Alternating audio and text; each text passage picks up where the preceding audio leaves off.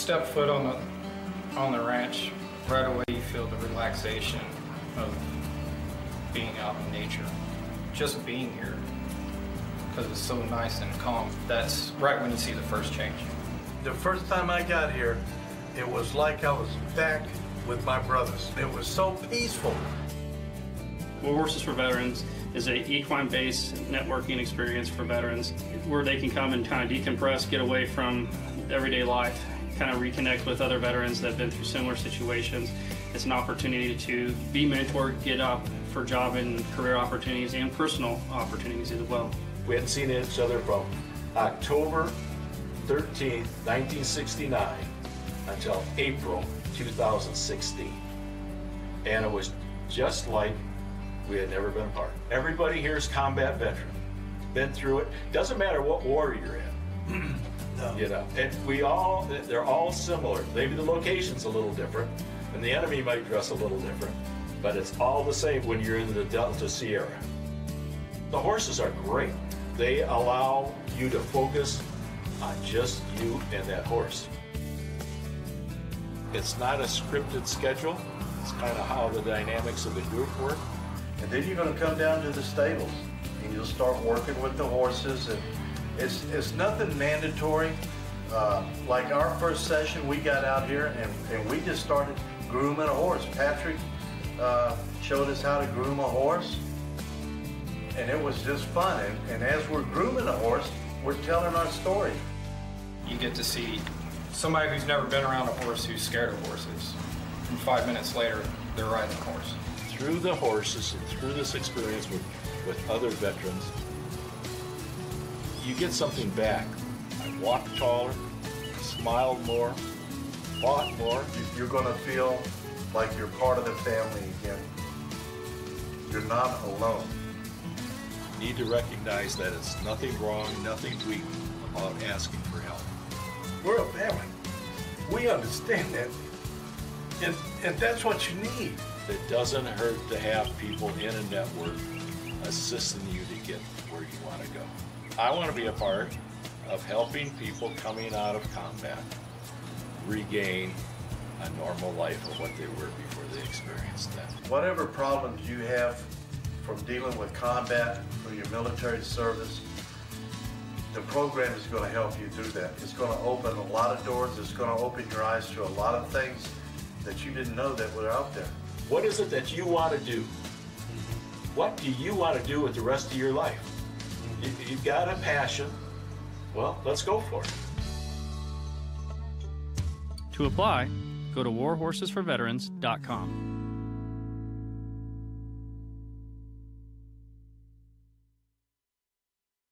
WTF Nation Radio. WTF Nation Radio. Hi, Lieutenant. How are you doing? Aw, did you find your land nav point, Lieutenant? Good job, Lieutenant. You get a Expert Action Badge. Put on your uniform right. Expert Action Badge. Show up to work on time. Expert Action Badge. Qualify on your weapon.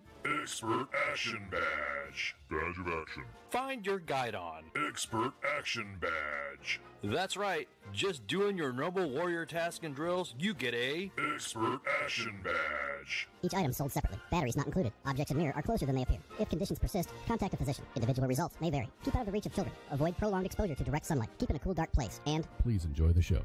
Shots. Shit in a bag, Pogue. Badge of Action. The voice of U.S. Army. WTF Moments. This is WTF Nation Radio. Action Badge. WTF Nation Radio. WTF Nation Radio. Whoa, whoa, whoa, whoa, whoa. Do you ever have one of those moments where you think, how the hell did I get here? Jeez, what happened to me? I was ruling the galaxy. Had a cherry new battle station. I mean, this place had an omelet bar. A straight-up omelet bar. And now look. My former intern's tossing me down a bottomless freaking pit. You know, come to think of it, my whole life has been a series of what the moments. That was my out. The voice of U.S. Army, WTF Moments. This is WTF Nation Radio. I looked my woman in the eye sockets. I told her straight out. I just said it, man. I said it. I said, bitch, I'm the man of the house. Yeah, you said bitch, though. You called your wife a bitch. Yeah. This is a public service announcement from C.T. Fletcher. I will not contribute to the pussification of a nation. Get your punk ass out there and work for it, motherfucker. Let's roll.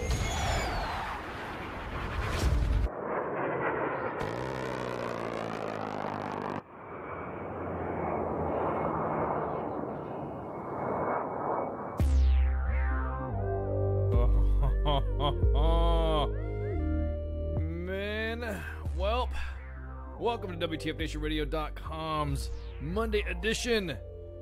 Broadcasting live from the Functional Veteran Center of Excellence, and I was just testing shit, so y'all take it easy. Have a good night. April Fools. Oh, no, I thought you were calling the Zonk. I'm like, all right, cool. Yeah, Zonk. Oh, I'm gonna like run out of this no running profile. I'll tell you what. Yeah, right. Oh man, welcome to WTF. Okay, let's be serious now. Welcome to WTFNationRadio.com's Monday edition with the Ice and Flash, broadcasting live from the Functional Veteran Center of Excellence this 1 April 2019. Yeah, man, dude. 1 April. Just want to give some shouts out to everybody in all them chats. Of course, you know, being that it's Monday, we have to throw a shout out to our partners, War Horses for Veterans, and saying hi to the gang, Patrick, Andy, Corey, Eric, Gary, Jay Ray, all them guys out there. So, and Patricia. Mama Bear. Gotta say hi. Also, you guys gonna notice on the tag there's Private Murphy and Charlie Mike Comics. You can remember about a week or so back we had Mark Baker coming on, which was like fangirling. Me and Spanky were a fangirling when he came on because he is like the legend of comics. He's like if there was a WTF that was written in a comic form, it would have been Mark Baker doing it. And, he's now being a Monday weekly, show up. He shows up for formation on the main page and pokes around and then walks out. So we figured we'll assist him and give him some love. He just broke 1,000 followers on his Charlie Mike Facebook page. So, Mark, just giving you some more love out there because we are broadcasting on one of our prime time shows. So hell yeah, that's awesome, dude. I'm so glad that the Charlie Mike comic is going good. Awesome to see Private Murphy being back. I love it. Hey, Mark, when you throw some main page love in there, like, I don't know, like, how about getting some adventures? What happens when Private Murphy sends or Staff Sergeant Murphy sends something to the main page, something like that. You know what? I've yet to see any of the cartoons like Alpha Gators or Sergeant Murphy and stuff like that to anyone to send and do anything that has to do with USR WTF moments. I'm kind of waiting on that. I'm a little disappointed. Well, I mean, if he's gonna come on, then yeah, he's like I said, he's got to show some radio love. I'm sure he'll. I'm pretty sure he's got things up his sleeve right now that, of course, it's one of those things where you'll find out. But anyways, so again. Just throwing our shouts out to everybody else. Throwing our shouts out everybody into the Mixer chat right now. Who we got? We got Dark Mortar, of course. What is up in there? Let me mosey on. Well, now that everybody's inside the new chat now, because we only have one chat due to the fact that Facebook is not throwing us love on the main page, and then we'll just share it. We have the power to share. So everybody else wants to jump in there and throw your comments. Facebook's like, you guys are getting too big. Yeah, dude. We're gonna have to stop you from getting reaching the 7 to 32,000 people. So we're gonna yeah, okay. I see you, Zuckerberg. I see you over there. Right, and not to mention the fact, okay, Zuckerberg, if you don't want us to share on our page, then fine, we'll share on another page, the main page, and then we'll let the Death Star handle that stuff and do all that. There are spies everywhere. Hey, everyone in the Mixer, we love you, and our friends on Periscope, we love you too. Oh yeah, that's right. We got Periscopes up. Everything's up. Up and Facebook isn't the end all be all. No, it's not. There's some mad issues with the Facebooks. It's just, I don't know. Lately, Zuckerberg recently announced that he's now talking about maybe that Facebook should now be involved more into the government side of the house. And I'm thinking, whoa, dude. Slow your roll, man. Slow your roll. You need to kind of chill on this. He threw an op-ed out. Like, he actually wrote an article discussing some shit. Yes, that was legit. General Mark Milley, Chief of Staff of the Army, was with Elmo in a video posted by the main page today. Check it out. It is this month is the official month of the military child. And we love you, each and every one of you. Yeah, so all the little children's, hey, just go ahead. Just you go. Thanks, sir, for throwing it out there and all that. And Elmo is making a, Don't call it a comeback. Yeah. Elmo, I haven't seen Elmo in a while since I don't know, my middle one was younger, when the Tickle Me Elmo stuff was going. So yes, that was a legit video. It was done by Sesame Street. So pay attention, check it out. Pay attention. So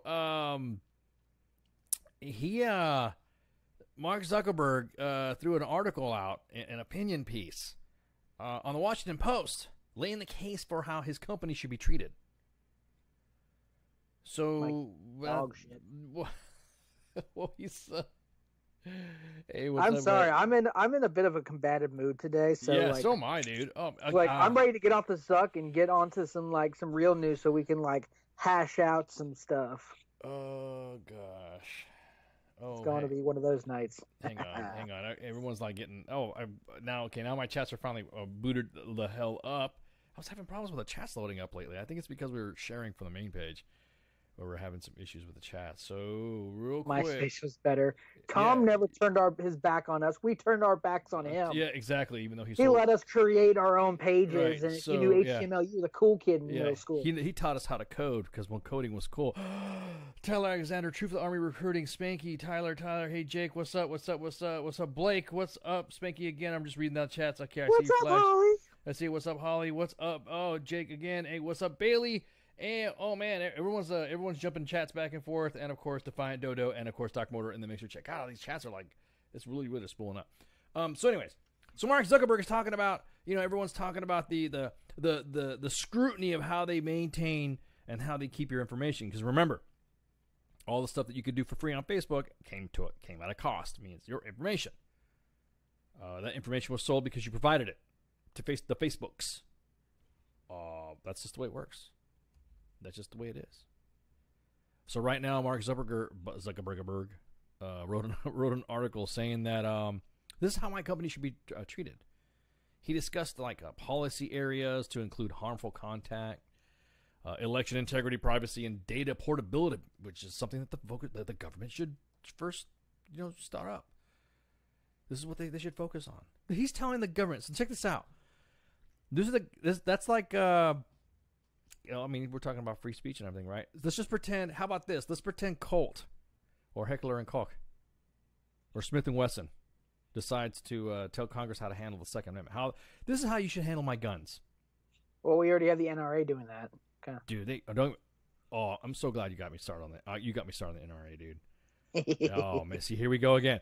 Not stoking any fires. I'm about to say, dude, hides gasoline. Yeah, you're just saying that you really are stoking the fire. You're poking the bear. Shit, at potent. This point, I'm kicking the bear in the nuts and running away. Yeah, right. Ain't no poking anymore. Hiya! So he says. First, harmful content. Things about harmful content. So Facebook gives. This is the way he says it. The way he writes it out. Facebook gives everyone the way to use their voice that creates real benefits, from sharing experiences to growing movements. As part of this, we have a responsibility to keep people safe on our services. That means deciding what counts as terrorist propaganda, hate speech, and more. We continually get stuck on my services. Yeah. We continually review our policies with experts. Mm-hmm. But at our scale, we're always and of course, we make mistakes and decisions that people disagree with. So this is what he's talking about, the harmful content. All right? Now, I'm going to jump in this little back and forth stuff about how I'm just only discussing about what happened during the massacre at the mosques that happened in New Zealand that shoot him up. I'm not going to talk about that. We're just going to talk about how the media handled it. immediately the media banned all sorts of type of content that went streamed or delivered or mailed or whatever. If any type of information that possessed by the shooter was considered illegal in New Zealand. They were also talking about the fact that there were individuals that used that streaming platform to carry out the massacre while he was doing it. And of course, posting stuff. For the record, everyone was mad at Facebook. Why would you let this broadcast? Because he said no one reported it. I'm like, you have teams of people that are monitoring our shit like 1984. Yet you don't miss a massacre shooting live. I mean, dear God, you hit us every 10 seconds on, God forbid a song sounds familiar. We're getting some kind of message or fighting something, but a rampant mass murder, and we didn't see that one. Bullshit, Zuckerberg. You new people suck ass. Well, I'll be honest with you. They deregulate, or they what do they call that? What do they call that when they just like they squeeze the pipes on? Believe it or not, U.S. Army WTF Moments and WTF Nation Radio has been squeezed by Facebook. Every other platform has allowed, and we were like free to navigate. So they some of the issues that we've been having with transmission, Facebook is saying they're changing some stuff as effective May 1. First it was April 1, then it was May 1, then it was like, oh, we'll see what happens. So we'll see what happens later when it comes to us, yours truly, and WTF Nation Radio, of course. So the harmful content. See, here's what I have the issue with. We get the terrorist propaganda shit, of course. Terrorist propaganda. We got it. ISIS. Al-Qaeda's. Hell yeah. That's white supremacy shit. All that stuff. Yep. Neo-Nazis. Yep. Terrorists. That's straight up. That's at their whims to do whatever. I totally understand that hate speech stuff and whatever. But then when it comes to the actual dictation of what hate speech is, individuals going back and forth on the web, saying, or on the Facebooks, talking some crap to somebody or whatever, and would normally not ever have been exposed an indication to get punched in the face ever in their lives to make such comments to an individual, to a complete stranger. And it definitely is indicative onto the way society is nowadays. So the New York Times picked this up. The New York Times picked it up, said, oh, okay. Yeah, everyone gives everyone a chance to use their voice. You know what I mean? So sarcastically, they said, "Oh, okay, that means the social network's sheer size means that it will be forever be of errors, mistakes, and things that it misses. Tens of billions of posts are shared to the network every day, making it impossible to the platform to keep clear of harmful content." Right? Of course, everybody knows that. There's our terms of service. There's this little thing that instead of doing screenshots and sending them to everybody to do some of your own outrage and stuff, just report Facebook. Just report to Facebook. Yeah, it's easy. Anything that's been dropped on the main page, and just for example, the main page in WTF Nation Radio, any other platform that is like straight up crazy shit that we've seen before, and we have seen some crazy shit. I mean, crazy stuff. We've seen individuals. We legit had somebody that could. This individual was banned. But was going on every single post of U.S. Army WTF Moments and WTF Nation Radio talking about some crazy ass shit with UFOs, and I mean and was repeating it. It was almost like it was spam, like it was a bot. Ban. We ain't got time for that shit. I'm clogging up our stuff. It was a determination of the radio on the main page to ban that individual because of some of the crap that they were saying. Was like, what are you doing, dude? And then attacking everybody that was in the chat that was commenting in there. Like, what are you saying? Oh, screw you. So whatever. So that was just on one. That was just on the harmful content that Mark Zuckerberg wrote in his op-ed. The next one was election protection. Okay, election protection. Sounds like a. Yeah. Hey, we now want to start caring about elections, even though we're saying that our system's great, but we've been infiltrated by Russian bots, yet we've been called out for pushing out stuff that was more of the liberal articles and MSNBC over Fox News, The Blaze, and stuff like that. Granted, you know how I feel about The Blaze and shit like that. But anyways, it is the bias pushing out of certain media outlets over others but they're trying to be fair for the election now, which is bullshit. Well, here's the thing. Everybody said that the genius of the election of Barack Obama, this new, everyone said it didn't matter if it was Barack Obama or who was the guy that ran against him? John McCain. Mr. John McCain. Yeah. So everybody was saying that social media was going to be a big push, anyways, no matter who it was. Oh yeah, it was just a matter. President Obama won big time because he was able to get his message out through social media the way that no one, but think about it. It was 2007 is when it all started kicking off. 2007. I mean, we were still people were just switching over to Facebook from MySpace, and social media still wasn't that big of a thing.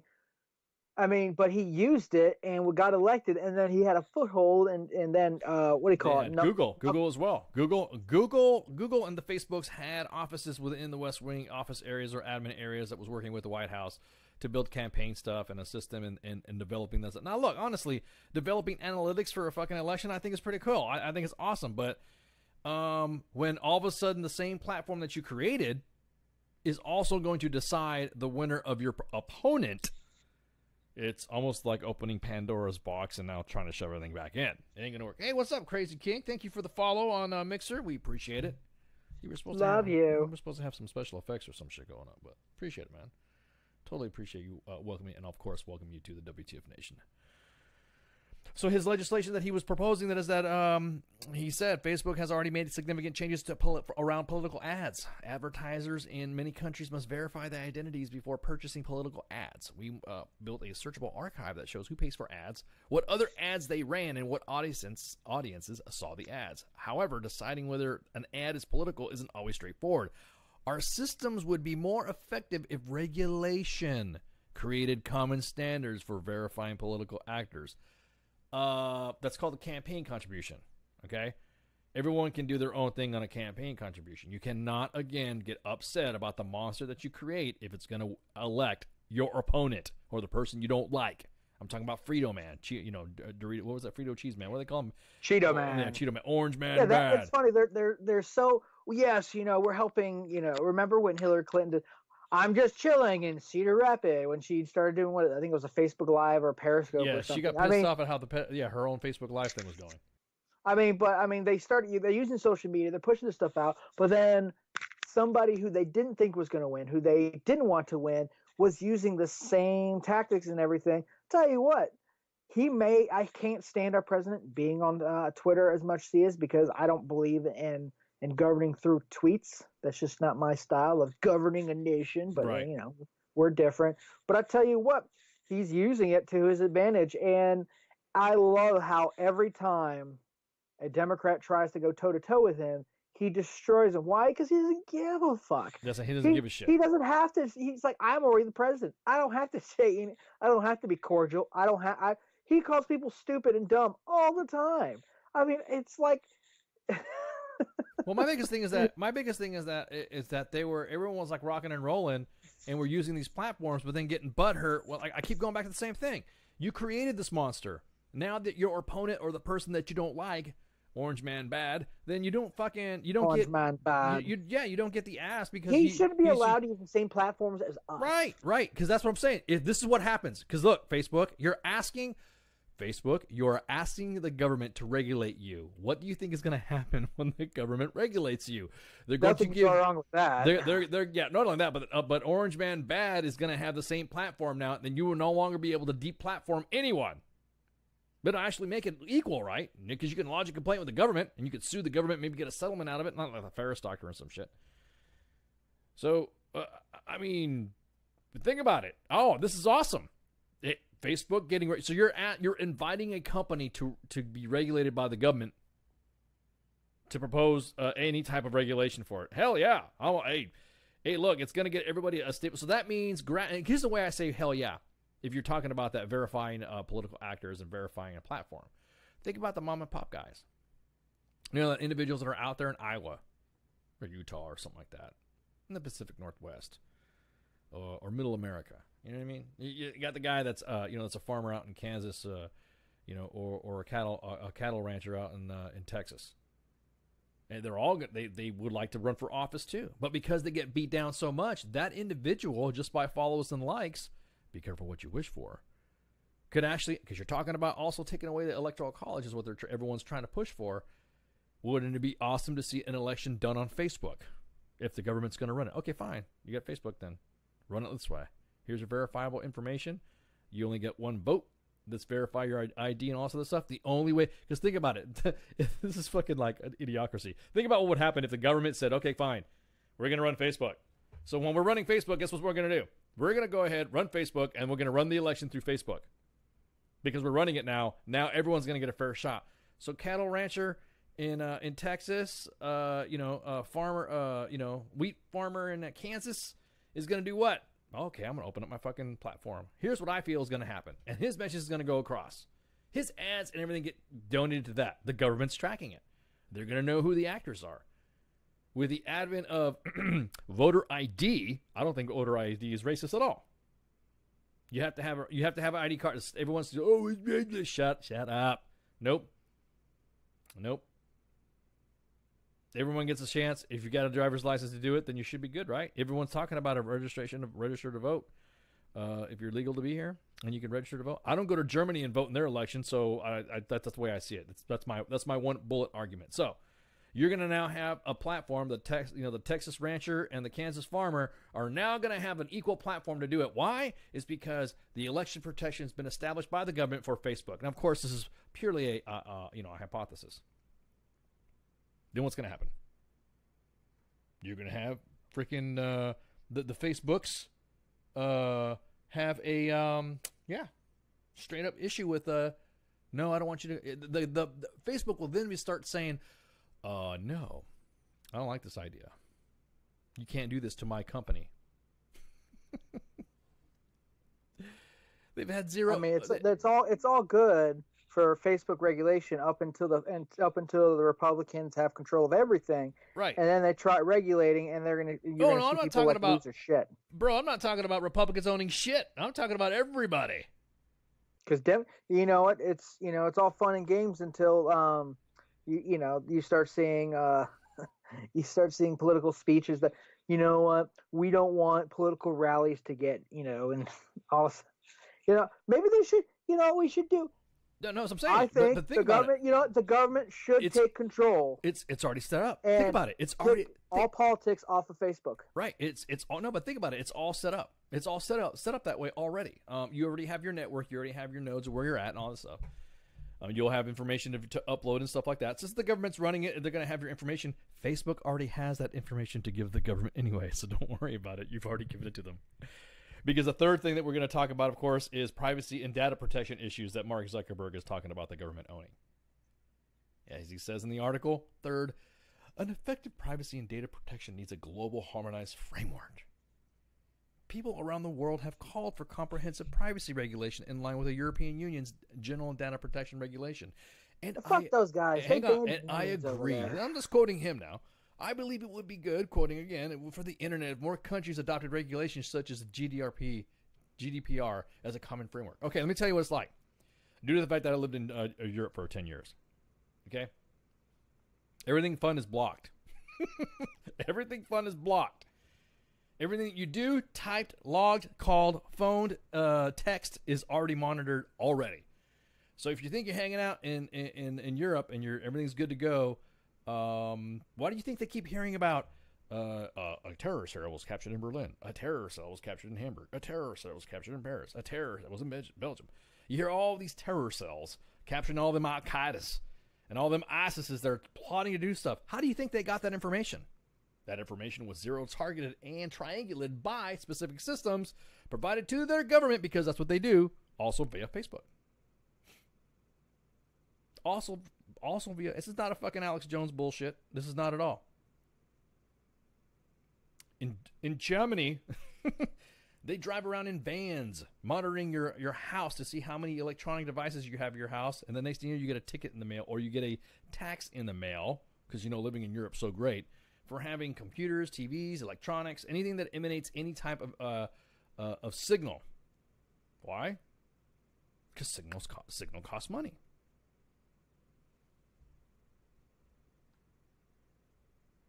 You know, this is kind of why we created. You know, we came over to the colonies and set that up, and then kicked out our oppressors. You know, because we were tired with all kinds of bullshit, and our founding fathers knew, wow, this bullshit's only going to get worse. Yeah. And this is, you know, in the future, they're going to make cartoons, and they're going to get rid of them. Right. Because they can't handle memes. Because I tell you what, I was about to say, people out there can meme like no one can meme ever. They are expert meme. If there was a tab for memeing, there were so many in Europe that would get a tab for memeing. But it's so funny. But it's so funny when they're memeing against us. It's so funny when they meme against our policies. Oh, and yeah, look at this meme here of making fun of America with Trump. Yeah, just see this flash. Once you see this guy here, he's a funny orange man. bad man. Yeah, it's very good here, yeah. Yeah, that's what they do. It's okay to talk shit about the U.S. and all sorts of stuff. So anyways, I mean, I'm not Euro bashing, but, you know, their policies when it comes to invasion of privacy is warrantless.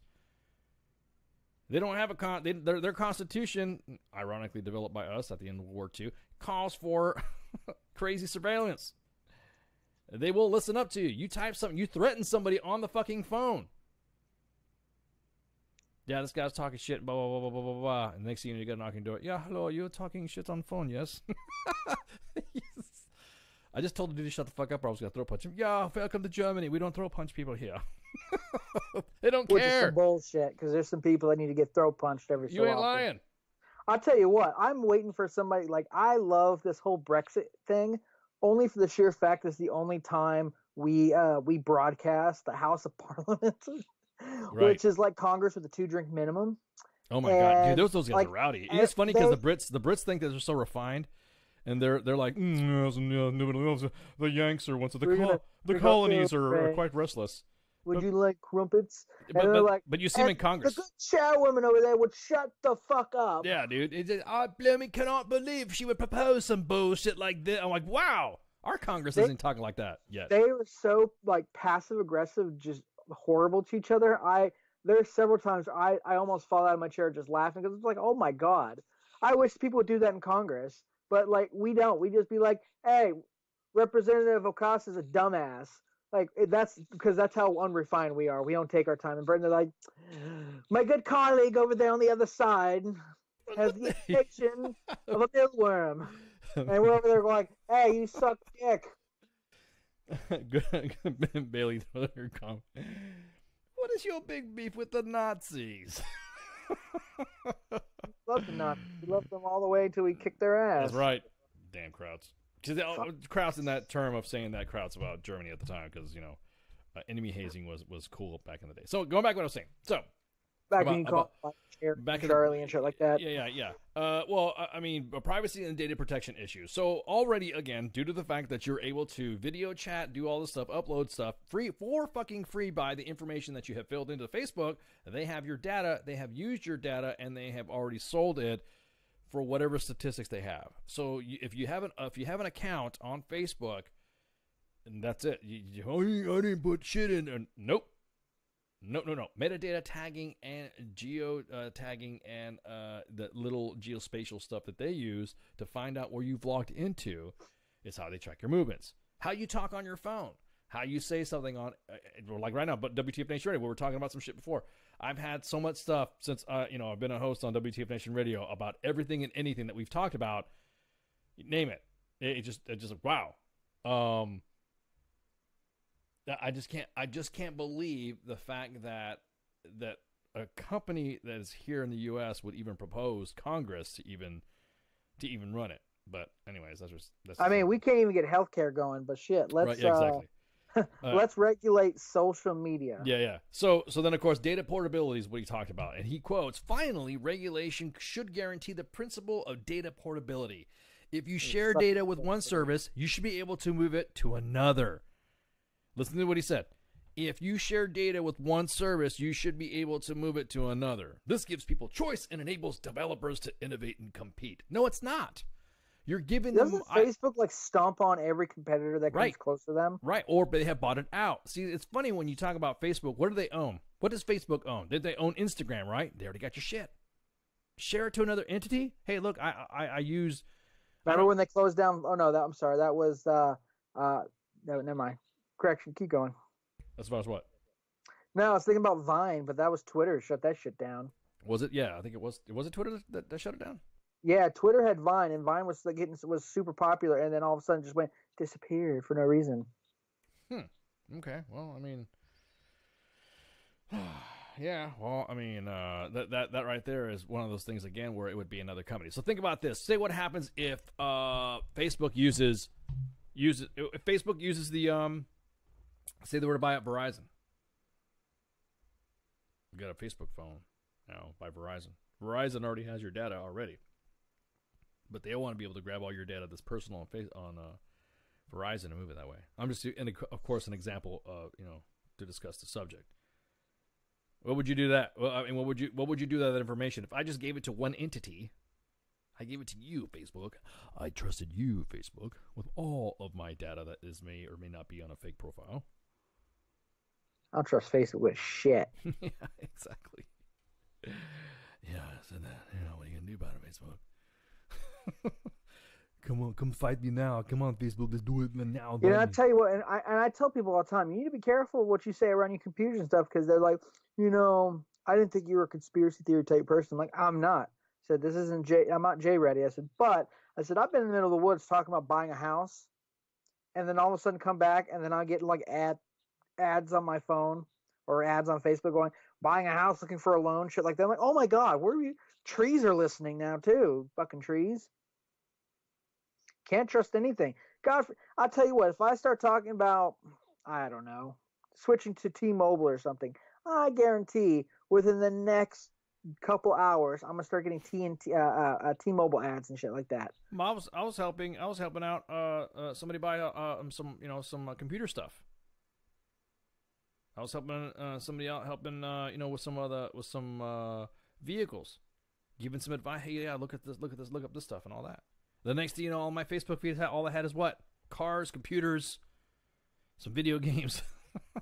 Oh my! And I'm just talking. I'm just talking about it. I or did a couple of searches on the Googleizer, Googleizer. That's all I did. The next thing you know, I've again got all this stuff, and talking about baby ice and all that, and I got tactical dad gear and shit, and talking about babies and all that. Yeah, tactical shit, all tactical dad stuff. Tactical dad stuff. My wife was tempted when we had my second kid to get me one of those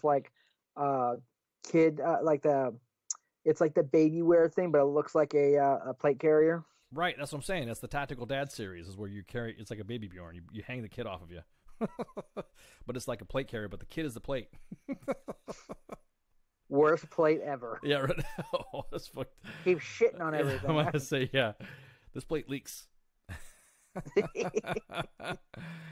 But back to the thing again, though. It's just one of the. I'm just like, dude. Are you really cool? Is everyone really cool with having all of their information? Out like that? I mean, they've already got your information as it is. Every single pic that you or message that you have sent on social media is stored somewhere. And when it is stored, everyone's like getting the heebie-jeebies now. When it is stored, that's what they keep. They keep it. They keep it. Like I said, they're keeping it to sell the information. So they have Flash and they have Ice, and then that's it. Everything that we've done on Facebook is getting built and built and built and built and built and built and built. And they're able to open up a log and say, this is Ice and this is Flash. This is what Ice likes. This is what Flash likes. This is what they do. This is, you know what I mean? This is what they literally do all that stuff and then track the information. And there's a little side note: both horrible people. Yeah. The whole point thing is that, yeah, angry about everything and shit. The whole point being is that they're I've already grabbed your data and have slapped it up, ready to go. Think about other companies that could use your information. Think about it: credit card companies, home loans and mortgages and shit. Trying to buy a house, trying to buy a car, trying to run your credit, and next thing you know, what?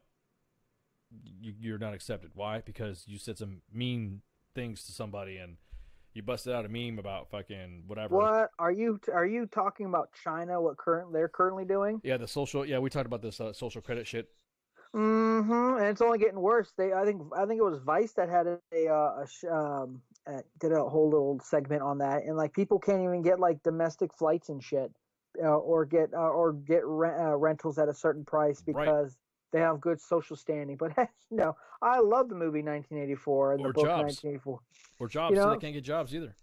Yeah, it's like it's like fine. You know what? I like it. Let's do that. Because I will lose this government job, and then right, dude. Woo. So again, it's really what you want. And again, for Zuckerberg to want to have government information, government regulation, when he was just testifying before the government, because there's so many government entities that deal with Facebook as it is, so many of them, and nobody has been open about it. Yeah, we do stuff with Facebook anyways. How do you think we're able to get this information about so and so and so and so? Facebook gave it to us. Okay.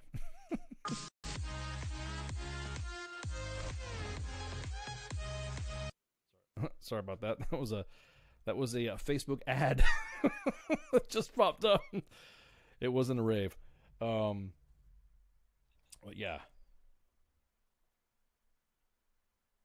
I couldn't just do my. I mean, I'll be honest with you. I don't give a shit. They already got my data anyways. When you file for when you apply for a car loan, they have your data. They're getting information from you. They're already building that data anyways. That's what the majority of the credit card reporting companies have on you as it is. What is up, Terry? And fuck those guys, because as soon as you need them to update shit, take their sweet time. But as soon as you go a day over missing a payment, and all of a sudden they report that shit, he's 30 days late, damn it. Right, exactly. Yeah, exactly. Tyler, I foresee snail mail making one hell of a comeback. And there's nothing wrong with snail mail. Do people still buy stamps? I don't know how it works anymore. I just go to the post office and drop shit off. They have this little machine thingy that does it for me. You want to talk about... And it's funny because then I pay with them with a card. So they got me. Email and scanning. What's up, Terry? I thought I smelled strawberry shortcake vape cloud in here. What's up, guys? But just breaking balls, man. Welcome. But yeah, dude, I can't. Whatever. Yeah, no, don't regulate them stuff. But then again, you fall into the trap of what? If Facebook starts deplatforming you, or Facebook is being a dick to you because they don't like what they're saying, it's their company. It's kind of like, back in the day, there used to be a sign when I was growing up over some stores that says, "We reserve the right to refuse service from everyone." And back in the day, that was an authorized sign to have. Now, you can't say that without somebody getting buttered. There's so many freaking crybabies about that stuff. Is that you? Who are you screaming at, man? Is that you screaming? No, that was my dad screaming. Whoa, that was your dad screaming. Yeah, that's that first sergeant voice right there. Hey, Dad. Oh, Dad's getting into the show too. But no, you're gonna cry about something that somebody posted on Facebook and then try to sue that person, but you're saying that individual, you don't want government involvement. So you got to kind of make up your mind. There's some. We don't know what we want. The long and short of it is we want government control so we don't see shit that we find offensive. Yet, God forbid, if somebody finds our stuff offensive, then we want the government to hands off. We are so bipolar when it comes to what we want the government to do and not do. I mean, dear God, and I tell you what, I'm not talking about the "don't step on my snake" type folk. Don't tread on me. I'm talking like your progressives that like we want government control, and as soon as somebody goes, well, Al Sharpton's kind of a piece of shit. No, government, stay out of our social media. Right. Like it's this bullshit backwards that we keep fucking doing, and they just keep pushing it more until it hurts them. Then they're gonna cry foul and say the government's in control and shit like that. It's this. It makes me want to punch a kitten in the face. Like it's just the most retarded shit ever. Did you say kid? Honestly, did you say kitten or kid? Kitten, both at this point. I was like, damn, dude. What's up, kid? Shut up, kid. Stupid social media. Stupid show. Yeah, but there's people on there that whine about stuff, everything and about everything. that you can't post anything on Facebook without somebody swooping in on you. Not even a couple years ago, Zuckerberg was complaining that the government was trying to interfere with Facebook and trying to control certain things, and now it's like, come to me. Come to my warm bosom. Well, not to mention the fact that you tell me how to run this. You've also had some politicians come out and say they want to break up fucking companies like Google Facebook's and Amazon and Facebook. This. Yeah. And like, no, leave us alone. But tell them to us anyways. Make up your freaking mind what you guys want. Fucking retards. I'll tell you what. At least Twitter's still doing it right. Are they? There's some I don't know, man. I think there is some sensitive feelings, and then there is Twitter, straight butthurtness. Twitter madness happens within seconds. Within yes, literally within seconds, and then in a way it's kind of like some of the stuff that's an actual legit truth bomb on some of these things that are posted on Twitter. Somebody says something on Twitter. So it's like, oh yeah, well, what's up? And then how come this and how come that? And the next thing you know, bam, because it's a point to point. It's not an entity. You know what I mean? It's like straight to a person. For all you know, the Facebook page that you're looking at could not be operated probably by somebody who's human. Could be a bot. Could be not even real. Could be new. It may not be the person you think it is. Then what? Then you're going to be like, yeah. But Twitter is more point to point. Then, of course, you have the bots and all this other shit. But Twitter is, I think Twitter is faster than Facebook when it comes to deleting an account that you call is bullshit. But then again, you got to consider what's considered bullshit. If you got butthurt because somebody took a video of you or sent it to the main page or sent it on Twitter and posted it on Twitter of you being an ass, and you get butthurt on Twitter and report it, that's my image. I didn't give you permission to. You're not going to win that case anyways. That you're butthurt as hell. What are you going to do? You're going to complain to Twitter, and Twitter's going to be like, oh, there's nothing wrong with the term of service. No, they will sit there and go, yeah, okay, feelings might be hurt, and they just delete it. They'll tell you to delete the tweet. Facebook takes decades just about for them to pull a post down, unless it's blatant. We just had the proof right there with the mosque shooting. It took them a while to take it down. Man, they're like, I don't care, whatever. But yeah, no, Twitter to me, dude, is way more. I don't know. It's too hyped on the sensitivity thing. So that's just me. But at any rate, so we're gonna take a break right quick. We're gonna rag on the NRA, right? Is that what we're gonna talk about? I have no. Usually you tell me what we're talking about so I can prepare. Today we're just kind of winging it. Yeah, today's a wing it day, anyways. Fuck it, we're winging it. Yeah, we're winging it. So. It was just one of those days, got shit going on. Everything's busy. And you're telling me you had a busy day too. You had some shit going on. So I was just like, everything's been busy. So I'm just waiting to see if I bought a house or not. Yeah, exactly. We got some stuff. Yeah. This is just trying to keep my mind off of that bullshit. Yeah, really. So we'll take a break right quick, and we will be right back with part 2 of the Monday edition with Ice and Flight. Yes, so we'll see you in a sec. Shots. WTF Nation Radio. WTF Nation Radio. Take it from me, Ice. You can't just float around space not caring about stuff forever. The voice of U.S. Army. WTF Moments. This is WTF Nation Radio. Shit in the bag, Pogue.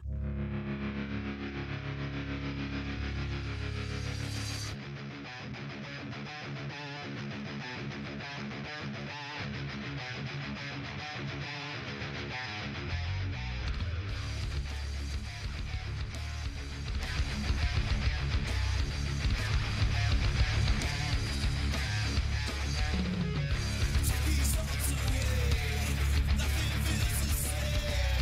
Let it all be out.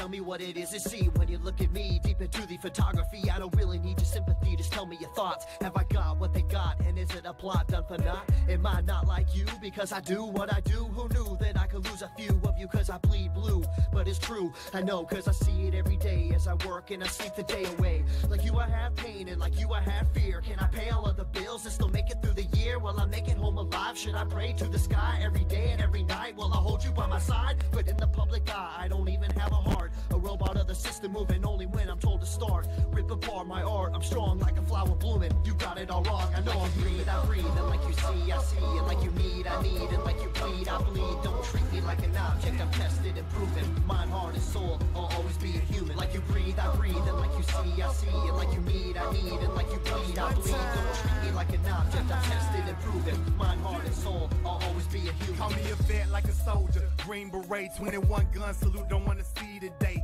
In the constant war zone, in the home of the brave, where they hate the police until they saving the day. I got kids like you, a mortgage like you, so blue lives matter, and so does yours too. All this separation and divide, open your eyes. If you cut us all open, we the same inside. The only difference is I run to the gunfight. Your peace when it's chaos, when the people don't act right. But I'm under scrutiny for trying to protect me. You pull a pistol and I'm shooting for trying to contest me. I got a quick second to make a deadly decision. The media betrayed me like a kid for a living, like I'm cold with no heart, a brain with no thoughts, a body with no feeling, a life with no cause. Like you breathe, I breathe, and like you see, I see. And like you need, I need. And like you bleed, I bleed. Don't treat me like an object, I'm tested and proven. Mind, heart, and soul, I'll always be a human. Like you breathe, I breathe. And like you see, I see. And like you need, I need. And like you bleed, I bleed. Don't treat me like an object, I'm tested and proven. Mind, heart, and soul, I'll always be a human. I'm damned if I do, and damned if I don't. It's like every single time I say what's on my mind, they go for my throat, they spew evil words. If you are absurd, always grinding, grinning, and killing my soul with these verbs. Hold me down, like I can't gasp for air. I'm closed inside of a box, like I'm inside Fort Knox. Every time that I'm there, I don't know why they think that I'm different from you. All that's true is I'm a like you breathe, I breathe. And like you see, I see. And like you need, I need. And like you bleed, I bleed. Don't treat me like an object, I'm tested and proven. Mind, heart, and soul, I'll always be a human. Like you breathe, I breathe. And like you see, I see. And like you need, I need. And like you bleed, I bleed. Don't treat me like an object, I'm tested and proven. Mind, heart, and soul, I'll always be a human. Like you breathe, I breathe. And like you see, I see. And like you need, I need. And like you bleed, I bleed. Don't treat me like an object, I'm tested and proven. Mind, heart, and soul, I'll always be a human. Like you breathe, I breathe. And like you see, I see. And like you need, I need. And like you bleed, I bleed. Don't treat me like an object, I'm tested and proven. Mind, heart, and soul, I'll always be a human.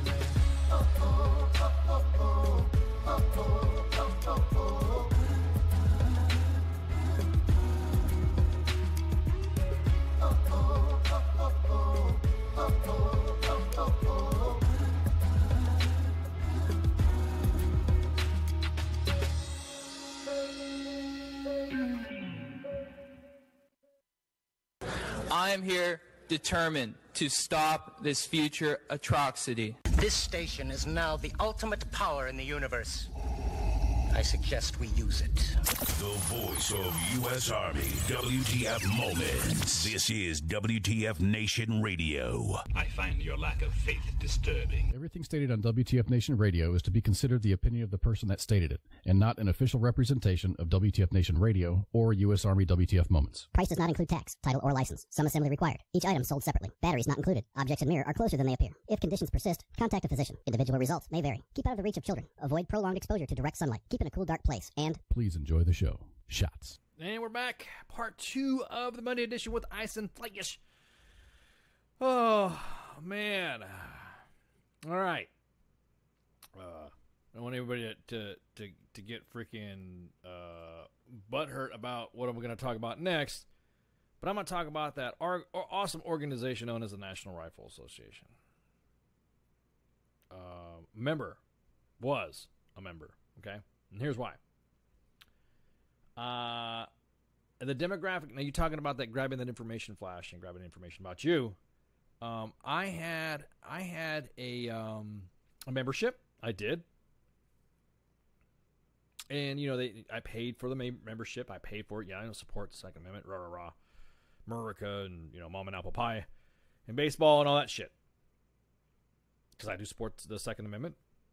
But I also believe in, you know, fucking common sense, you know, gun legislation. But I'm not talking about the fucking crazy-ass gun-grabbing shit everyone's talking about. I don't need an organization to speak for me on that aspect. However, I would say maybe about a year in to this membership that I had just gotten from the NRA. Please, NRA, we would be honored if you would join us about this subject. I started getting harassing phone calls.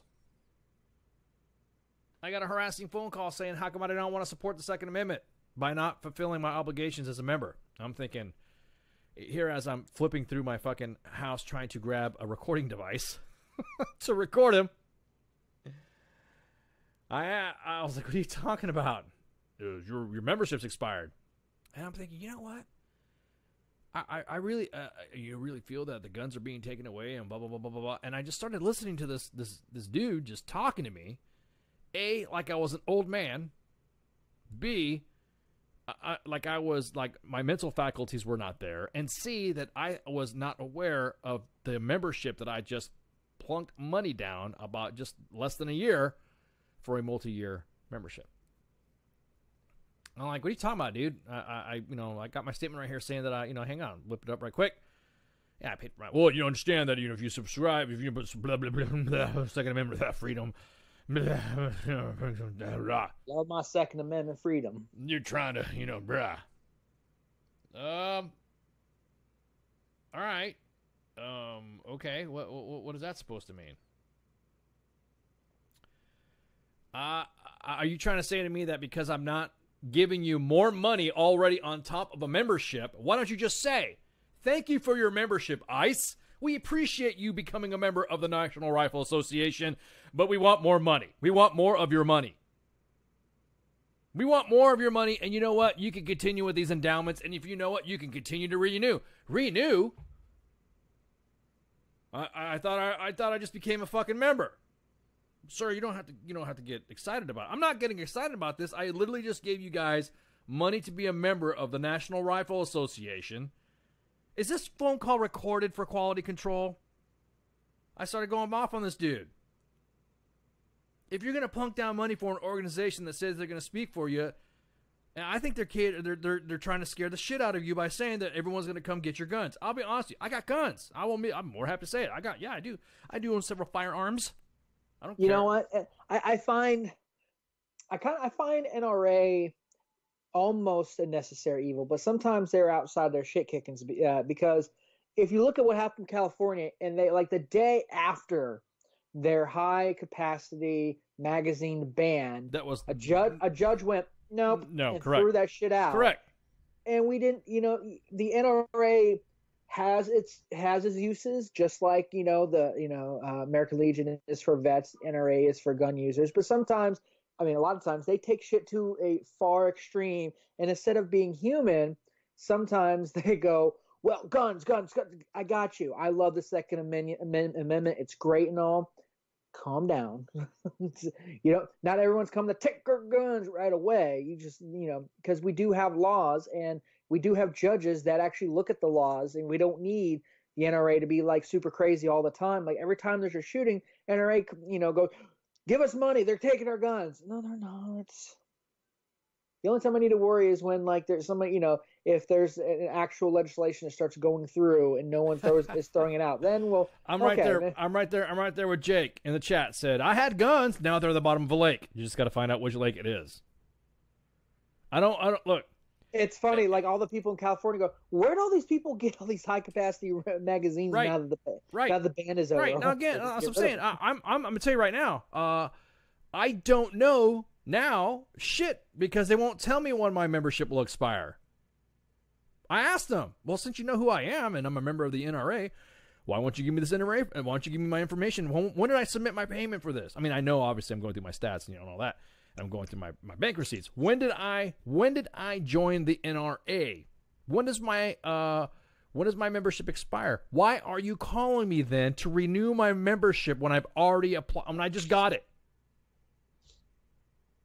If you want more money, be honest about it. Just say you want to donate to the cause or some shit like that, but don't fucking come up to me and say, if you will donate a little bit more money so we can campaign in California so they'll stop doing bullshit out there. How much?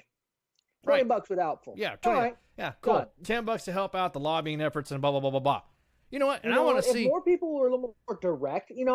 I will say I love DC for one reason, and that is the panhandlers out there that are homeless. There's just one guy that's at the certain metro stop that I get off of or get on every day, and I go there every day, and I see him every day. And I stopped him one time. I was like, "Hey," I said, and I gave him $1. I said, "What do you use this for, anyways?" He goes, "Well, I got enough money for food for like the week, so I'm probably gonna buy a bottle of brandy." I was like, "Hell yeah, here's another $1." Right. Like, I mean, be honest. And if the NRA was a little more honest, instead of being like cloak and dagger, like we're doing top secret things to keep your guns safe, bitch, just tell me what you're gonna do. Right. Oh, right. we're gonna do It's a not rally difficult. out in North Dakota. Oh, It's okay, difficult. cool, have fun. You know, and I even said after my membership expires, I'm not contributing anymore. Dude, you thought I did punch a Kenton. How did you're saying that you don't support the freedoms of the United States Second Amendment? Blah, blah, blah. I never fucking said that, dude. I'm not. I'm gonna do it on my own now. I don't need your help. Actually did protect freedom. You calm your ass down. Yeah. Let me. You're an organization for gun folks. Yeah, exactly. You're not telling me about defending freedom and defending our constitutional rights by But going most to a you do is lobbying group. Give out stickers to put on people's cars. Right. That's what you do. Adding to the DD214/ERB/VetBro/ back window/ montage of stickers that everybody has on their. Hey, look, I'm not saying that I'm not Second Amendment. I'm not saying that I hate guns. I'm not saying that at all. All I'm saying is that I don't need an organization as a free man to lobby for me when they don't even they're so disorganized on what the hell they have. You know, real quick. Speaking of vet bros, have you seen that? Was it Graham Cracker or Chris Graham or Alan Graham? Go ahead. We're not whatever. Alan Graham. He's been touring around since he's been like getting like his own segments on the Blaze. He's been touring around with Charlie Kirk and Candace Owens, going to all these. Yeah. I was like, oh, look at you! You found a place where people are as crazy as you are. Have a good time. Flash, we're not supposed to be going after individuals. I didn't go after him. I just said, congratulations, you're hanging out with those folks. We're supposed to be supporting our fellow veterans. And I am supporting his choice to be a dummy. I mean, don't get me wrong. Not everything Charlie Kirk, Candace Owens, Ben Shapiro say is crazy. Did you I just think that it's always watch how they destroy this leftist. I'm like, how about you say watch how they have a conversation? Did you see the Duffel blog post? What was it? Nation in shock when Vet Bro does veteran rant outside of a truck. Yes, I remember that one, and I love it. Yeah, but yeah, he's been making rounds on Blaze. Good for him. Getting out there, and because that's what we need: toxic masculinity and a vet bro status on the Blaze. Going promoting. Is it really toxic masculinity though? I mean, for him, just okay. So I use that. I don't use that very very often. I don't get mad at people for being for alphas because I do think there are people that have A-type personalities. Damn, I just all of a sudden all the streams started working great once I said I hate the NRA. What the hell's going on here? I do believe there are A-type personalities, and in the military you find a lot more people. Like it swings in way one more direction than the other. You have a lot more people that are A-type personalities, and Mr. Graham is a A-type personality, alpha male. What I do not like about him personally, as Flash, not as WTF Nation Radio, is that he perpetrates that whole gun bunny alpha male thing to a point where it becomes. But alpha males don't see him that way, though. That's what I'm saying. Exactly, Flash. Because they're all a lot of these alpha males that love him in his rants and in his cars, like a squeaking chicken, is just. Damn, dude. Like I thought you said you were gonna pour gas on what I had to say. Now I just asked 2 questions and you're going off. I'm just throwing kerosene around and see what catches. Well, I find him to be just insufferable. I find that a lot of the stuff he has hot takes on. 9 times out of 10, he takes it to a far extreme because if somebody's like, oh, I don't believe teachers should have guns in school, he takes to a fire. You don't support the Second Amendment and them taking care of the people, and and I think you're stupid. Right. I'm serious. Someone's gonna take my words and say, someone's gonna take my words that I say on this podcast, on this live air right now, and they're going to twist it around saying that WTF Nation Radio is anti-gun just because I said I hate the NRA. Even though I never said I'm anti-gun, I'm just saying I don't like the way the NRA does their fucking You shit. can be pro-2A and not like the NRA. My dad knows I don't like the NRA because he is. I'm actually looking at it. I'm in his office. I'm looking at his NRA hat, and he's like, "Why don't you join the NRA, boy?" I'm like, I said because we couldn't even get their spokesperson to actually answer us when we're just trying to get them on. I said, NRA is a lot of fluff, but not a lot of action. I said and then I feel that the NRA does a lot less than the left would like everyone to think, because the left's like, the NRA is always out there. The NRA is peddling money. They're in every politician's ear. And the NRA has actually laid off a shit ton of people. Like, we don't even have time for that shit. I don't know. Well, I mean, somebody said in the chat. Somebody said in the chat that they're a good counterpoint to the anti-gun movement, which is good. I mean, you're right. I'm not saying, but there needs to be they're higher. Way to the extreme gun movement, the extreme. We got to take away all guns. If you know what, we got to get rid of straws because you can take a little piece of paper. And I mean, again, I'm not saying that I am not for what they do or whatever. I'm just not a fucking member anymore. I just can't fucking stand their tactics on how they do this shit. I don't support NRA. The vast of NRA's agendas. I'm not saying the NRA should be getting rid of, abolish. No, I'm just pissed off. I'm just pissed off at the fact that they don't know how to fucking keep track of who their memberships are, saying the fact that I just applied for a fucking membership. They don't, a lot of times they don't care about the individual gun owner. They just care about the gun industry. And that's fine. I don't have to support them. Same way I don't have to support the dumbasses that are like, you can't have more than a 2-round magazine. What the fuck are you think I'm going to do? Throw bullets at people? Like when Virginia was coming up with their high capacity was like 8, more than 8 rounds, and I was like, Dad, what's your pistol hold? He goes 12. He said, apparently it's a high capacity pistol. I said, you gonna get rid of it? Fuck no. Right. What are they gonna do? Oh man, I guess I'll throw this one away and then insert the other one. Well, I mean, I guess the lake, there was a great flooding, and then it just went away, but you're in the middle of the desert. Yeah, shit happens. It's just one of those things that happen. I mean, again, it made me mad because they did not know. They didn't know.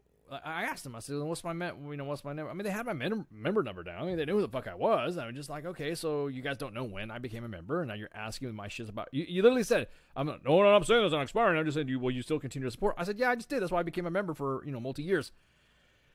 And the guy was like don't get excited, sir, just because I'm trying to tell you about the Second Amendment, blah, blah, blah, there are millions of, millions, blah, blah, blah. And I'm thinking, what freedoms am I getting my shit? I'm going to think about it. What freedoms am I getting taken away from? Think when it comes to the gun, owning guns and stuff like that. I can still go get weapons. I can still purchase weapons. There's no issues with that. I love to have I like to have firearms. I like firearms. That's just it. I don't understand. I don't understand why an organization that is so that has so high end of star power to have speaking for them on the Second Amendment that they would not even realize down at the accounting level or the fundraising level. That's old stuff. That's what they do to elderly individuals that don't realize that they probably forgot that they became members and they keep milking them for their money. Oh, you're going to sign for NRA, yeah, because they're trying to take my guns. You know what I mean? Oh, I just expired. Grandpa, you just did a 5-year fucking membership. Oh, I just need to do it. You know what I mean? That's what they said. They said they're taking my guns, but no one's here taking your guns. Grandpa, you can't even see anymore. What are you going to shoot at? That sounds more like a scammer. I don't know. I don't give a Sometimes. shit. I don't give a shit. Sometimes. I mean, I don't care. I really don't care. If look at everyone's telling me in the chat that they have been getting phone calls from the NRA. The NRA, blah, blah, NRA, blah, blah. I wish they'd call me. I was about to say, dude. I wish they come on the show. We invited them that one time. They didn't want to come on. Several times. I've hit them up several times through their official channels, their social media channels, offering, especially when we were working hard to get both sides of the gun issue on the show. Right. I remember because that. That's what we do. And I tried every avenue I could. If I had a house to go knock on, granted, if I drove down 66, they're actually their headquarters, and I was tempted to go and knock on it.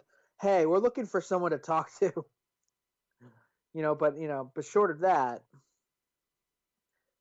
the NRA has its usefuls, I'm sure. They, there's a lot of NRA, I won't say chapters, but there's, local offices that do a lot for gun safety and getting kids out there to learn how to properly shoot a gun and control. Yeah, all for that. All for what that we lobby. see is the that corporate side, the top the top side of it that is completely fucking useless. All about it, man. All about it. All about it. Like I said, I'm totally. That's what the NRA used to do. Everybody pump your brakes. Everyone all about needs teaching. It was all about, hey, we're going to get you out there so you don't accidentally shoot yourself in the face. Yeah, or your kids don't think this is a toy. Yeah, everybody needs to slow the roll. Just because I don't like an organization that doesn't know how to do finances or fundraising doesn't mean I'm against the Second Amendment. Is that happening now? Nah, everyone's like, I'm gonna get some hate mail. I'm just telling everybody to calm the fuck down, because usually after the hot button topic like that, and now we're starting to send me some hate mail. I haven't got hate mail in a while. I'll send you some hate mail. No one hates me. Most of it's spam. It's delete. I just delete it. I should start doing that. I should just start reading hate mail. Fuck yeah! As soon as I get some hate mail, I'll get it. We haven't had a Sergeant's Time. We haven't had a Sergeant's Time inbox in a while either. So guys, just throw some. Go to contact WTFNationRadio.com. Or hit us up, Flash at WTFNationRadio.com or Ice at WTFNationRadio.com if you want to throw some comments, hates, accolades, stories, ideas, guests. I don't give a shit. We'll do our best to get it. But I don't give a shit I don't give a shit what you send us. Just because the fact that like our opinion, don't like our opinion, feel free to tell us. We don't have to care, but hey, if you want yourself heard, then cool. Right? Yeah. Well, I'm not saying at all. I'm not saying no. I am not anti-gun. I own firearms. Hell no. If anything, the majority of us love guns. Right. I love guns. Yep. I love guns in all shapes and sizes. Yep. Every time I go through downtown Fredericksburg, they're selling muskets and old Kentucky rifles, and I keep asking my wife, please, can I get one? I want to hang it over my mantle. And guns are a great part of American society, regardless of who you are, because without them, we wouldn't have our own country. We're one of the very few modern, countries, and that's, from the 1700s, that actually had to create. We're part of a country. We had to make our own country by kicking out our former landlord. It's like a squatter taking over a house. This is our shit now. And that's what makes the U.S. so awesome. Other country, well, we got rid of our guns. Cool. Dude, did you remember see when we won back-to-back world wars? Yeah. Did you see the freaking the incident? Maybe remember the War of 1812? You won't come to New Orleans again, I guarantee it. Mardi Gras, burn down our house, we're gonna burn down your country. Is Mardi Gras over? Totally fucking threw me off track. Did you hear about in the UK? In the UK, they decided to have a knife ban, and they had an amnesty box, and it was full of knives. Well, the amnesty box had a chain around it, and it was fenced up, and it says, amnesty box, just toss your knife in here, and whatever. Well, the amnesty box was knocked over, torn open, and all the knives gone. What? Criminals were able to get their hands on knives? How did they cut their steak in England? I was about to say, dude, it's going to get to that point. So again, I don't care what anybody thinks. The way I see it, fucking the NRA doesn't know how to fucking manage their fucking their shit. That's all it is. Now, if they had somebody like join us and all this stuff and all that, and they I got it, man. Oh man, they got a lot of shit for stuff that they were probably not. There probably some or may not have been responsible for. Some of it I do think, a lot of it. If you want to blame any incident on rhetoric, you can kiss my ass, because nobody is forcing you to do anything. I hear rhetoric all the freaking time. It's not making me do something. I hear rhetoric all the time. It's not making me want to or post something. And it's because of rhetoric. And I commit an act because somebody said to do it on the internet. It's like back in the day when Dee Snider had testified before Congress, the lead singer of Twisted Sister, because everyone was saying that listening to heavy metal was leading to immoral acts. It was leading to lewd behavior and making teenagers go crazy and have premarital sex and smoke weed. God bless Twisted Sister. Yeah, so it was all that. It was all that the Ozzy Osbourne's is glorifying suicide. Could you imagine if Suicide Solution was being played right now? If Ozzy Osbourne came out with Suicide Solution right fucking now, people would go nuts. Well, shit. Suicide. I was listening to Dire Straits' "Money for Nothing." Oh yeah, and they say a certain homophobic type slur, right? And like on my version, it's fine, but like on the radio, they you know that they change it or whatnot. I'm like, that song wouldn't even get airplay today, even with the change. There are some that actually play it. God bless them. I mean, some of them It's do a good play. song. Yeah, I love that it doesn't matter, but it's what you consider good music. Hey, look, what do you do or not consider good music? My point being is that no rhetoric from anybody. The NRA didn't say anything to make anyone shoot up anything. Is what I'm saying. The NRA didn't do that. Now the NRA throws a little bit of hype there on the scaring you about them taking your guns, so that way they can take your money, so that way they can say they can lobby for Congress and all that. Oh yeah. Yeah, they usually are the first. As soon as they're shooting, they're the first ones jump out. Don't take our guns. Right. Okay. Then it's like nobody said Hey, shit. Can we let these people grieve and know let the gun grabbers be assholes first and then come out? Those gun grabbers don't scare the shit out of me for nothing. And right after the Parkland shooting, they had a whole town hall and and whatnot. I hug my. Y'all could have waited like a couple of days. Yeah, like what's I hug all my firearms every night before I go to bed. I sleep good. I don't let any of those agitators of guns because you're a gun blah blah. Whatever, you don't. I don't care about that. You don't. Shut up. I don't let it bother me. Nor is it going to make me want to go do because somebody said, oh, blah, blah, blah. They're committing to hate and all. Why? You realize if you're not contributing to the NRA is going to lose the fight against those that are trying to change the Second Amendment. They're not. It's not the NRA's job to do it. You're a lobby. Thank you for the awareness. We appreciate it. Totally appreciate it. Totally appreciate it. Totally appreciate the NRA's efforts in their fight to do that, but their funding sucks. Their money, their marketing, and their fundraising sucks. So, and I can do it myself. You could do it yourself. WTF Nation, you could do it yourself. You can be aware of it, get smart in the books, know the laws. Their whole PR team sucks ass. Right, dude. I mean, I'm just saying, if I was on their PR team, I wouldn't care about gun grabbers. You know why? Because there's too many crazy people out there that are doing the job. And the law is on our side. Yeah, they're not. That's what I'm saying. Their law is not on their I would side be like, anyways. every time anything happens, we keep reinforcing that we're here. Reinforcing our program to teach people how to use guns properly and store them properly, and teaching our youth to respect guns. That would be the whole line. Not worrying about every Dick and Jane on social media saying that, America should, loves their guns more than their kids. We know that's not true. Don't be stupid. You know what? But the NRA goes, we're going to fight everybody. And they wonder why they're like, well, why does everyone hate us? Bitch, shut up and just talk about what you're actually doing, not everything else. Like, don't talk about the guys that are going to try to change the law, because you can't change amendment. There's not enough. The Democrats don't 100% control all the seats, so you'll be fine. It's not happening. There's no way you're going to change an amendment like that.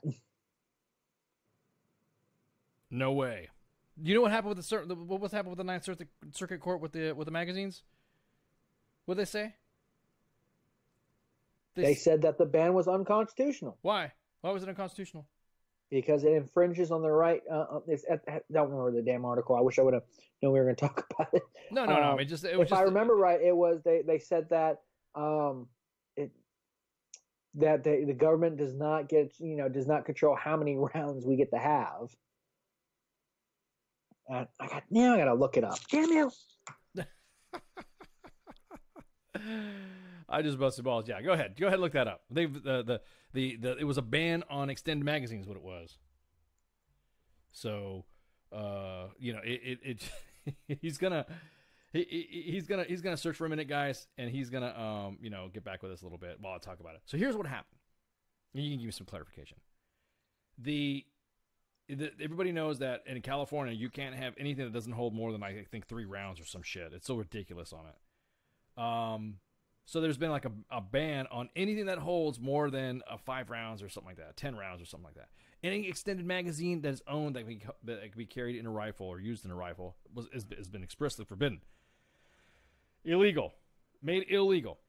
So you're walking around like hunting with, a couple of magazines that only hold 4 rounds. So there was a case precedent of something that happened with someone who was dealing with multiple intruders and had a rifle. And that case was that individual had to change magazines like 3 or 4 times instead of just having one magazine. Once Flash pulls the story up right quick, we'll get more details on it. I'm waiting on you. Oh, go ahead. Go for it. Send it. All right, so this is from the Washington Post. Gun rights advocates are hailing a federal court ruling striking down California's ban on high-capacity gun magazines as perhaps the broadest and most forceful justification statement yet of the rights to bear arms, an antidote to what we see as treatment of the Second Amendment as a disfavored right. The sweeping decision by San Diego-based U.S. District Judge Roger Benitez declared unconstitutional a section of Proposition 63, approved by the state's voters in 2016 after several mass shootings, which forbids possession of gun magazines that hold more than 10 rounds. Benitez, an appointee of President George W. Bush, opened with a dramatic anecdotal reciting of killings in which anecdotal. Hey, sure. Which victims tried to defend themselves only to run out of ammunition.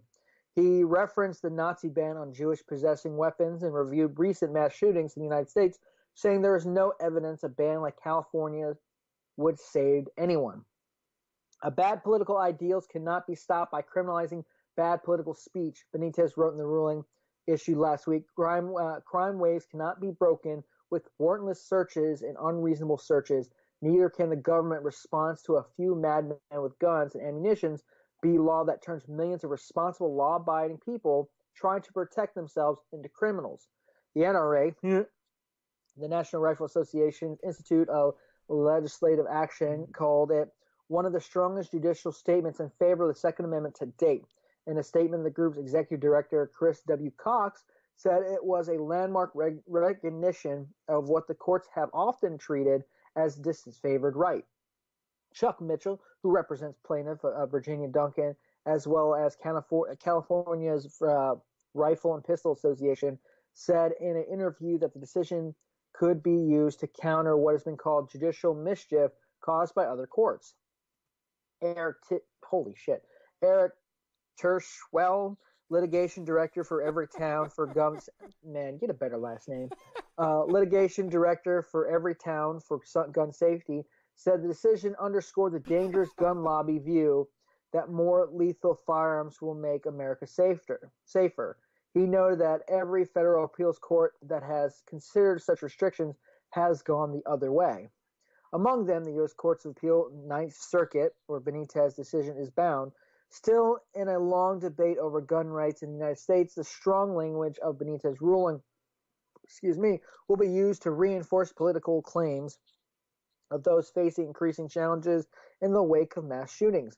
A magazine for a handgun or rifle is a spring-loaded, we know what a magazine is. The Sandy Hook shooter, for instance, used a rifle with a 30-round magazine, enabling him to fire 154 rounds in less than 5 minutes. Dear God, I could kill 154 rounds in less than 2 minutes. Right. With 20 round or 10 round magazines. Anyways, and we know what happened with that. The Second Amendment reads, a well-regulated militia being necessary to the security of a free state, the right of the people to keep and bear arms shall not be infringed. But until the Supreme Court's 2008 ruling in the District of Columbia versus Heller, the High Court had not applied the provisions to individuals for self-defense or for and any other purpose. And while saying Heller that in Heller that some regulations were permissible, the court has not yet to elaborate. And then it goes on about semi-automatic weapons and shit like that. It's a pretty damn, dear God, I didn't even got halfway through yet. So yeah, there it is, folks. You can own weapons. You can own extended magazines. Extended magazines in in California. So so that means, what does that mean for the weapon? See that now? Didn't the lobby or the legislative?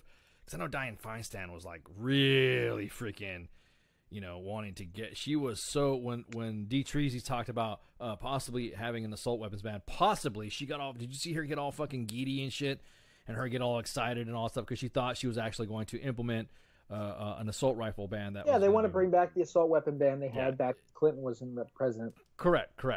Now the thing is that is this? I wonder, people from California. You can go ahead and give us a call for 15889-8367 if you are living in California and have been able to have any issues purchasing. We won't give your information, but we'll be able to say you can give us a verification saying, yep, we've been able to buy our normal ARs with extended magazines to see. Because I'll be honest with you, there are sheriffs and law enforcement agency guys in California that are very selective in their enforcement on something. Just like that when we talked about the medicinal marijuana stuff and the use of the legalization of marijuana, the one was it the Narcotics Officers Association or something like that was pushing back on a lot of the legalization stuff. And he's just, like I said, that's almost like the NRA for weed. A bunch of narcotics officers. I'm not going to say that the Leos out there are not busting what they're doing and is bad and all that. I'm just saying that I'm just talking about that one guy. But at any rate, I'm just curious to find out if anybody in California was able to now, because that passed, was anybody able to buy a fucking a magazine, an extended magazine with their AR? Probably not. Probably no one was carrying them in California because they're expecting this ban was going to stick. Now everyone's like, hurry, buy him. Get him back in California. Yeah, I was just curious because I honestly think that they could. I mean, honestly, somebody could have no issue now just buying a weapon and with their extended magazine. Not the normal. Now, I know there has been some guns that have been what they considered California compliant, which is the weapon is extremely modified. It's like having a bolt action pistol or some shit. Well, one thing they have in California is they actually have it where you have to have the magazine is part of the lower receiver. And the only way to reload the weapon is you have to take the upper receiver and lower receiver apart and reload the weapon. When they started doing that stuff, and they have it in New York too, they actually came out with this cool little device that actually almost looks like an old World War II stripper clip. Yeah, stripper clip. Yep. And you just pop it in and you push it down and it reloads it. Yep. And California people got so pissed up. Well, damn it, this just skirts. I mean, granted, you can't, load as quickly as if you just change your magazines. But I tell you what, during the demonstration, you can find it on Facebook too. During the demonstration, he was sending some lead down range pretty quickly. I think once you, because it kind of loads in like you do like an AR, not AR, like an AK. M1, like an old M1. Well, like it's the seated, like I put it in and kind of adjust it, like right. If you're doing the AK, right. how you have to seat it and throw it in. Right. You do that, and then you hit the one side, you pull it, you just push it down. All the rounds go into the magazine, the seated magazine, and shazam, you're good to go. And you just kind of hit it out. I mean, it was pretty quick done, but people, all the anti-gun people were so mad that somebody created something to skirt the system. Like, welcome to the U.S. We solve problems. Yeah. Douchebags. Oh, man. I mean, how are you going to get mad? How are you going to get mad that somebody went, this is, okay, thank you for the problem. Now here's the solution. We're going to make something that makes it loading easier. Right, exactly. You're gonna make it, now we're going to, it's just like the guy who's like, okay, you don't want to send me that lower receiver for my weapon? I'm just going to 3D print it now. Too easy. Yeah, too easy. Yeah, so that whole, like I said, I'll be honest with you. Is it an issue where I just think that there needs to be, I'm pretty pissed off because Aimpoint, well, it was not Aimpoint, Surefire makes an awesome extended magazine. It looks like someone got a magazine and inflated it a little bit so you can put more rounds. So go to Surefire. And I'm not advocating that all for them. I'm just saying that that's the brand that I know that can hold like 60 rounds. So you guys don't, just one time loading.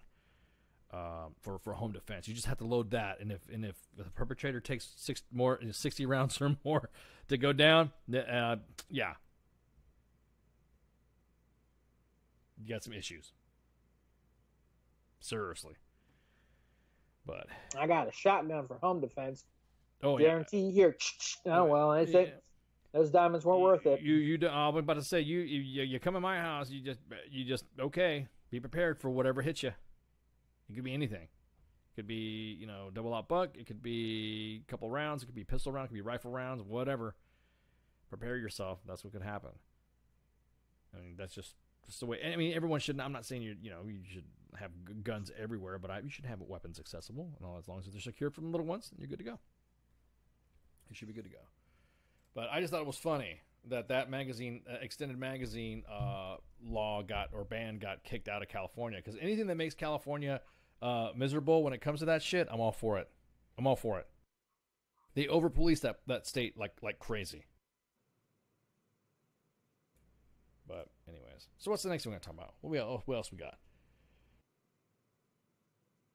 Let's see. Well, Joe Biden keeps touching people. Oh yeah. Oh my God, I didn't know. We didn't talk about that. Go ahead. Go for it. The creepiness that is Joe Biden for the entirety of President Obama's presidency for those 8 years, we all saw the awkward, cringy, weird uncle that you don't leave the kids with by himself. Hasn't done anything, but you just don't trust him. Which is Uncle Joe Biden. Creepy Uncle Joe Biden. Creepy, like how he comes behind, come behind women and hold their shoulder and kind of like almost like he's smelling their hair or kissing, or it's just like awkward as shit. Like, oh my God, stop doing that to people.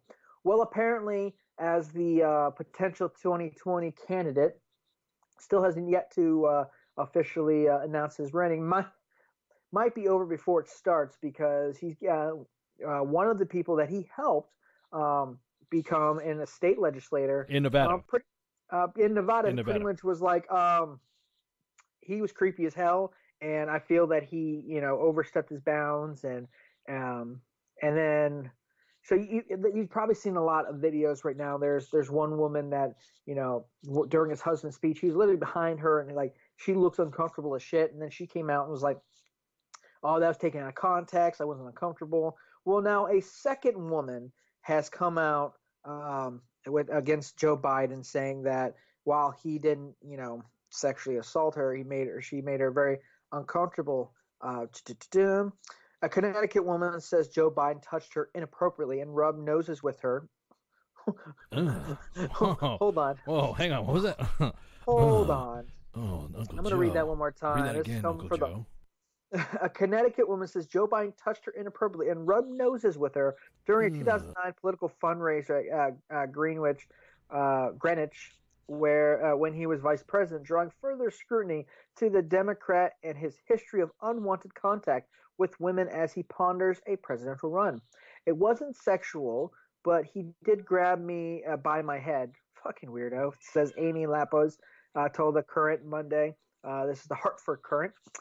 He put his hands around my neck and pulled me in to rub noses with me. He might be part Eskimo. We didn't explore that one. Oh, my God. When he was pulling me in, I thought he was going to kiss me on my mouth.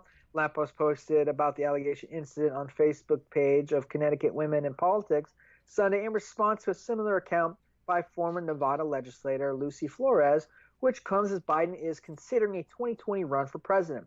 Flores accused Biden of kissing her on the back of the head, fucking creeper, in 2014 when she was a candidate for lieutenant governor. Lapos 43, who is now a freelance worker with nonprofit agencies, said she felt extremely uncomfortable when Biden approached her at a 2009 fundraiser as U.S. Representative Jim Himes, Democrat in the 4th District, where she was volunteering. At the time, Lampos was a congressional aide for Himes, who said that was not in the room when the incident took place. Quote, "I never filed a complaint, to be honest, because he was the vice president and I was nobody." Oh, man. There's a line of decency. There's a line of respect. Crossing that line is not grandfatherly. It's not cultural. It's not affectionate. It's sexism or misogyny, and it is fucking creepy. That's not in the article. That's Flash's hot I was take. like, damn, dude. They said that in an article? Fuck. I love this. I would love this newspaper. A spokesman for Biden declined to respond to the allegations by Lampos and instead offered a statement that Biden issued Sunday about Flores controversy.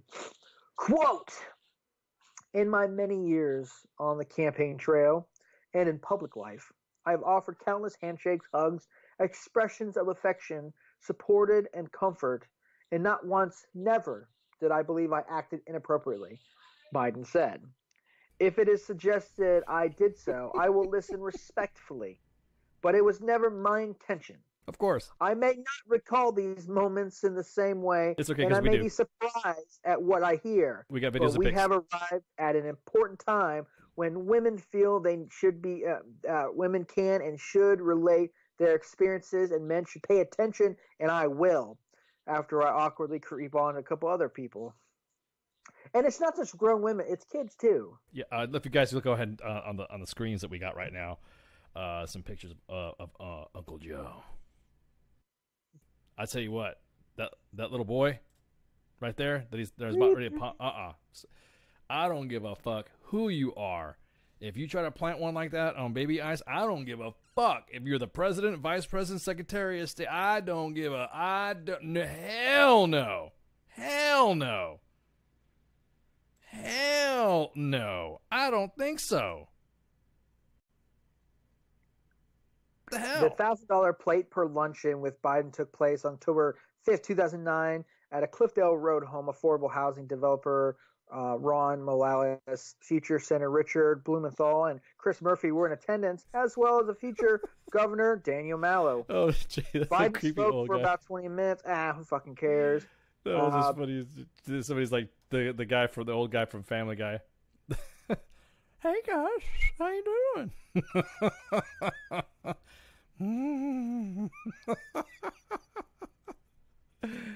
It's just fucking, we've seen it all, and we've been, you've seen these things for these posts for years now, but Yeah. no one's taking it seriously. But as the vice president, former vice president, prepares for a 2020 candidacy run, now this comes out and becomes a problem. Well, they're all coming at him because he's Because they know they're all gonna, they would all get swept under the rug if Uncle Joe runs. Yeah, all of it. I'll be honest with you, man. Look at all these images that we have up right now. Oh, you think you think Ice and Flash are done with this subject? Oh snap, we got more pics. Pics on pics we on got pics. pics on pics. And these ain't memes.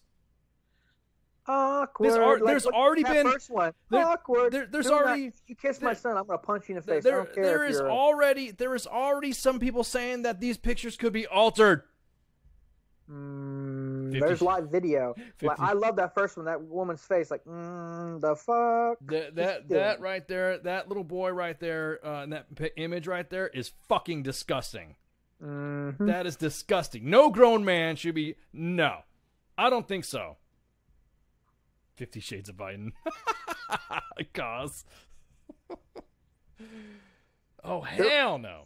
Creepy, just like it makes me cringe. Fucking Joe fucking Biden. Yeah, thinking he dude. Look at that. Yeah, it's like everything is funny and all that. Look at that shit, dude. Poor kids. Did we just not get over this Me Too crap and everyone's getting everybody? Hey, what the hell? Well, there was a CNN journalist who was pretty much saying on Twitter that Joe Biden's going to have to come to terms with his hashtag #MeToo past, and in order to move forward. I'm like, yeah, he's done. There's too much here, and there's too many. It's too easy to make him look like a creeper to kick him out the race. He's done ski. Yeah, and somebody say he was willing to do that to Hillary too. That's fucking. Probably it's been a while since you've been grabbed like that, I guess. Oh man. Oh my god. Yeah, hey, look, these are pictures. These are pictures that are in the webs that have been screen captured from videos. YouTube, Facebook, you better start fucking scraping and deleting because there's 8 years of shit like this. Hey, Flash, you want an award and Joe Biden's going to give it to you. Nope. He might touch me. He wants you to bring your kids. Fuck that. Hell no, not that crazy, Fuck son of a that, bitch. dude. Everyone's That like, old guy's oh, gonna it's try like being he so broke my mean. wife. Nah, this is going to get some hate mail. This right here, this is hate mail material. Hell, I like it. I like it. I like it. I love the fact everyone's been talking about this. Everyone's acting like, oh, that's just the way he is. He's overly affectionate. Them shits ain't overly. Look at that one in the upper right corner. He's like, oh, yeah. Yeah, look at that. Your husband's getting an award. And the funny thing is, there's some people that are like, oh, believe. I think Elizabeth Warren's like, I believe her. And I'm like, oh, all right, cool. That means that by your standards, Joe Biden is Dunsky. I mean, you tried to, off of one person, with a Kavanaugh case where there was no video evidence, there's no pictures. I mean, there was no nothing. You tried to like nail this guy to the wall. If you believe her, that's cool. But there's plenty of creepy video of him. That means he's Dunsky, right? No, he'll still be somebody's savior because sometimes those things just don't go. Shit doesn't go both ways.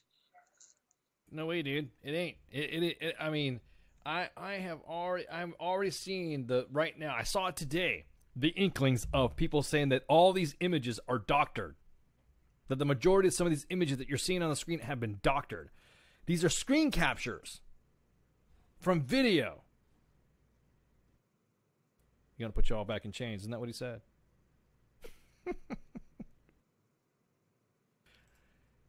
There's a plethora of images that I can keep posting up if you'd like. Please don't. They're all fucking creepy. They're fun. Oh, don't they piss you off? Oh man, they're just like, oh, this is some shit where it's just it is yeah. Hey, I'm sorry if it's offending anybody right here when we're posting of Creepy Joe. Hey, sorry man, just bring it to attention. I'm not running for office. I'm not in the cereal box. Okay. So speaking of running for office, there's 17 candidates right now. No, really? For 17 candidates. Are these of the Democratic Party and of the Independents or something like that? Or I'm only counting people who declared that they're running on the Democratic ticket. Right. Like 7 fucking teams. Well, who's some of the candidates? Well, shit, we'll talk about it in a minute then. How about that? We're gonna. Yeah, we got plenty of time to talk about it because I also want to talk about the candidates separating themselves with their reaction to the Mueller investigation closing. Dun, dun, dun. Oh, yeah. All right, cool. Well, all right. Well, let's go ahead and, what about the other? Yeah, I got another screen capture. There you go. So, real quick. He's so creepy. He's so creepy. You're a creepy one. Joe Biden. Yeah. Dun, dun, dun. Ugh, man. Anyways, so we're going to take a break right quick, and then we'll be right back so everybody gets some shots. See you in a sec. Everything stated on WTF Nation Radio is to be considered the opinion of the person that stated it, and not an official representation of WTF Nation Radio or U.S. Army WTF Moments. Price does not include tax, title, or license. Some assembly required. Each item sold separately. Batteries not included. Objects in mirror are closer than they appear. If conditions persist, contact a physician. Individual results may vary. Keep out of the reach of children. Avoid prolonged exposure to direct sunlight. Keep in a cool, dark place. And please enjoy the show. Shots.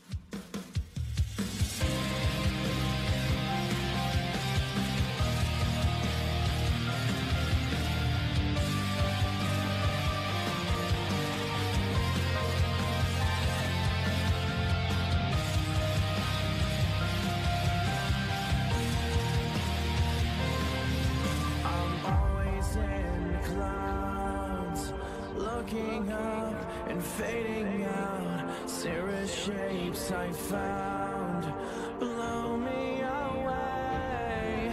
Van Allen right around, pushing through. Skin is brown, nature has us trapped in fear, so I get lost in sound.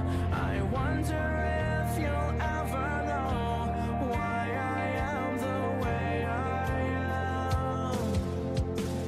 I've been thinking a lot about time and space surrounding. Is there anyone who is thinking like me? I've been thinking a lot about life is never ending.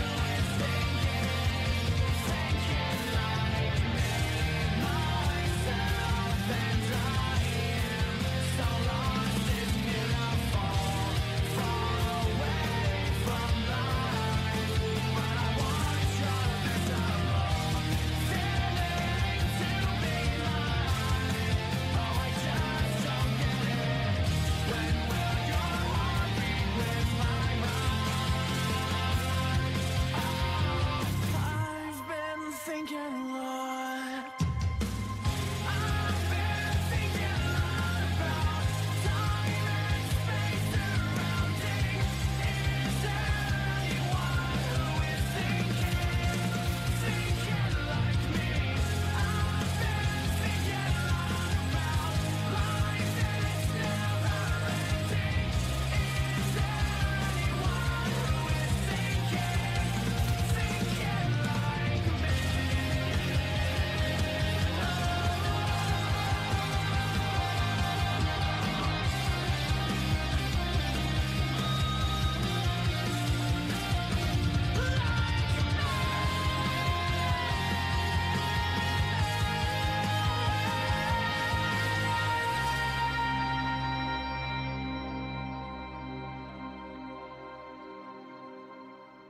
Hey, Private Smedlap, what do you think about this? You have to go to the White House to find out about that.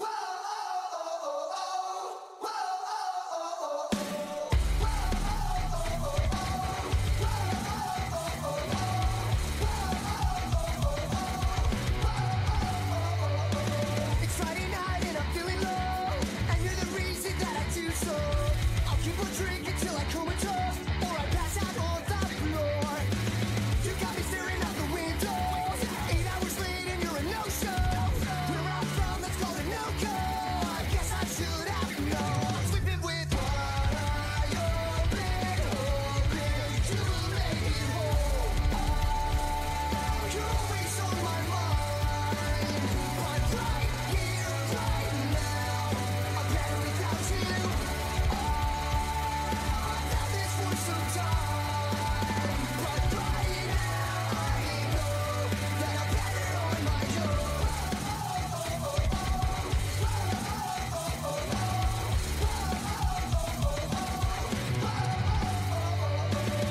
Remember when we used to lay in bed and talk the night away? Today it feels like you have nothing left to say.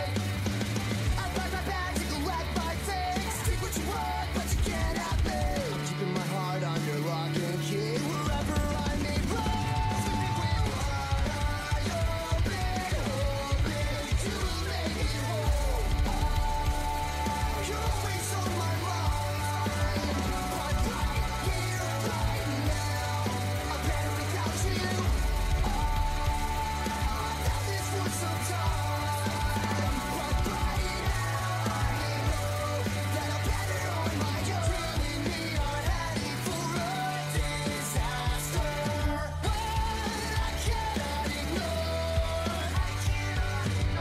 I'm moving forward, you're moving backwards. I can't take anymore. So come on, you're always on my mind, but right here, right now, I'm better without you. You're always on my mind, but right here, right now, I'm better without you. Oh, I've had this for some time, but right now I know that I'm better on my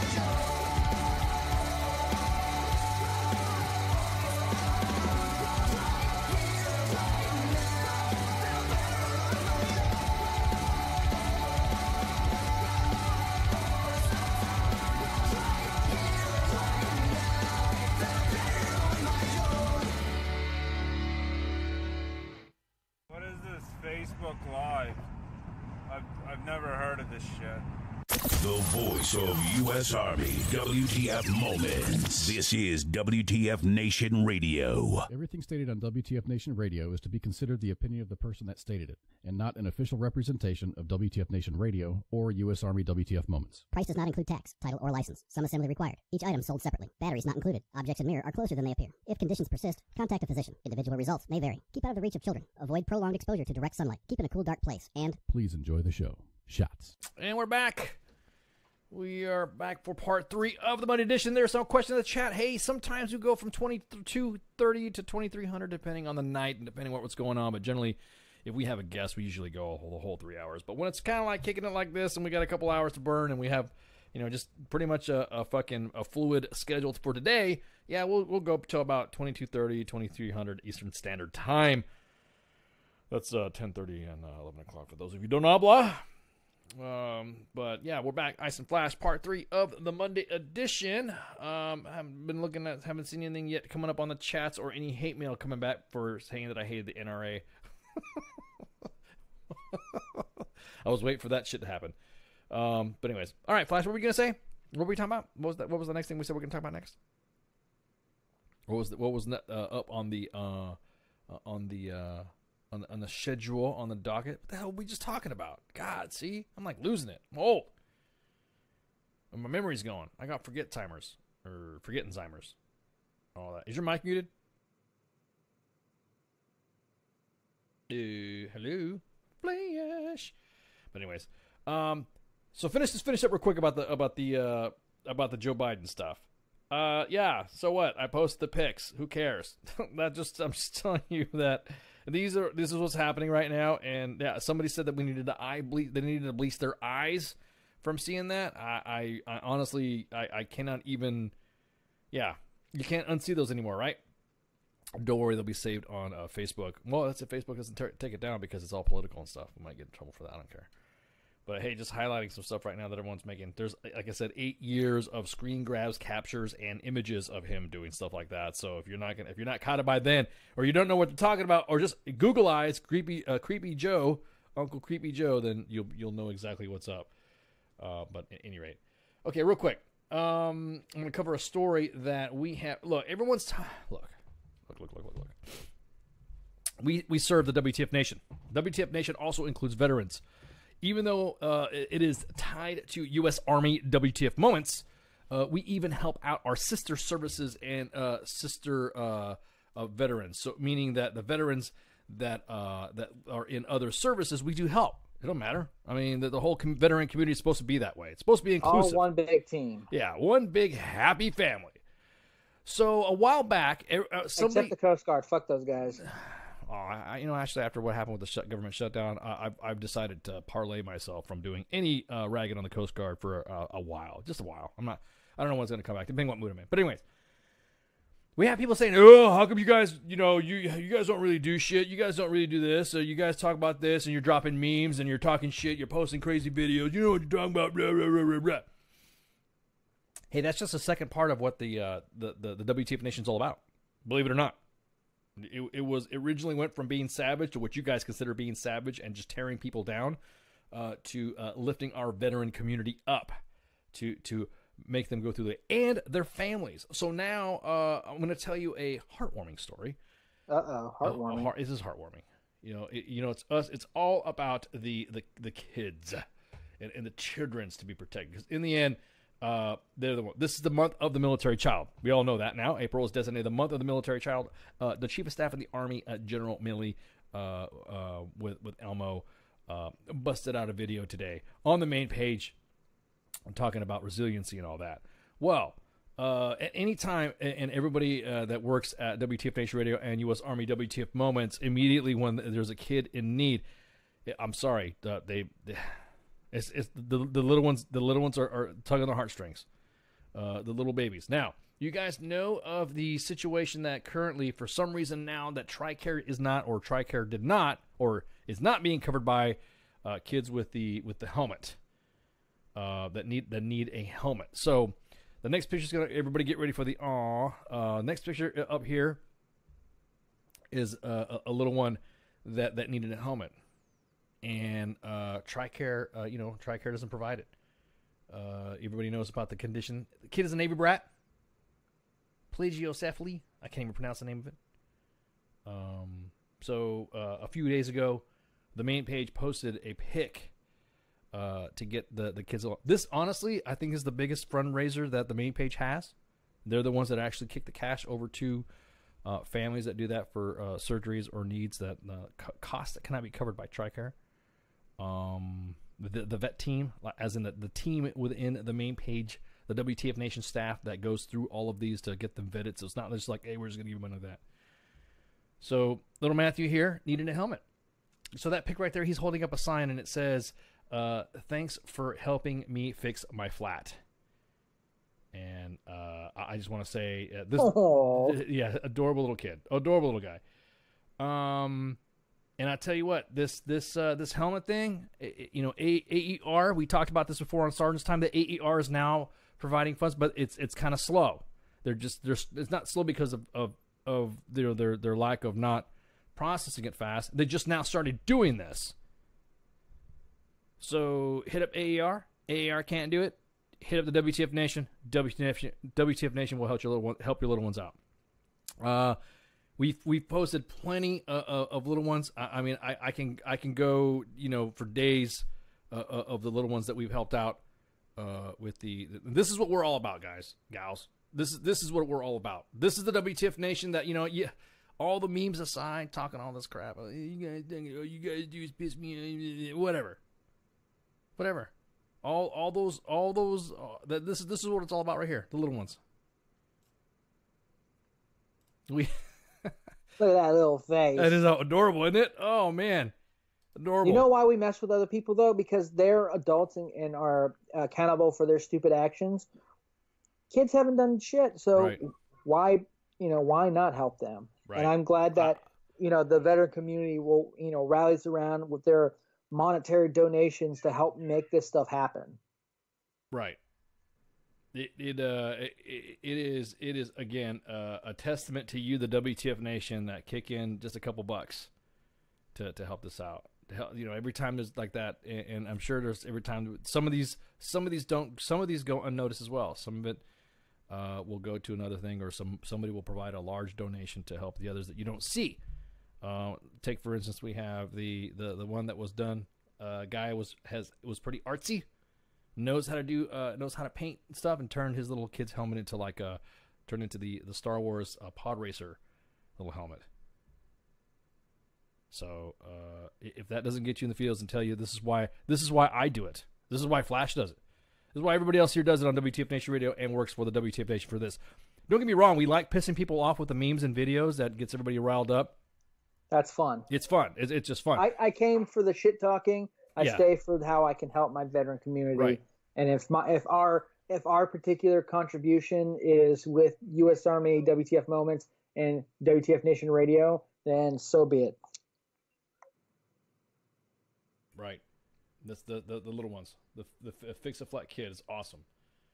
But yeah, this right here again. This is this is what gets. I see this stuff. I'm like, oh, you got me to talk to yourselves. I just don't. I just know. I couldn't even imagine. Having some parent having a struggle. Going back to what I was saying before, something's definitely wrong with the way our government treats our family members if they end up going to a Facebook page for help. It's not just a Facebook page, but you get what I'm saying. The community of the WTF Nation. So yeah, that was the little Matthew. The previous photo, he was a Navy brat. He was a little Navy kid. So again, hand out to little guy. That right there, immediately, I totally support that shit. Any braces or something like that a kid needs, medical braces to help them walk or whatever.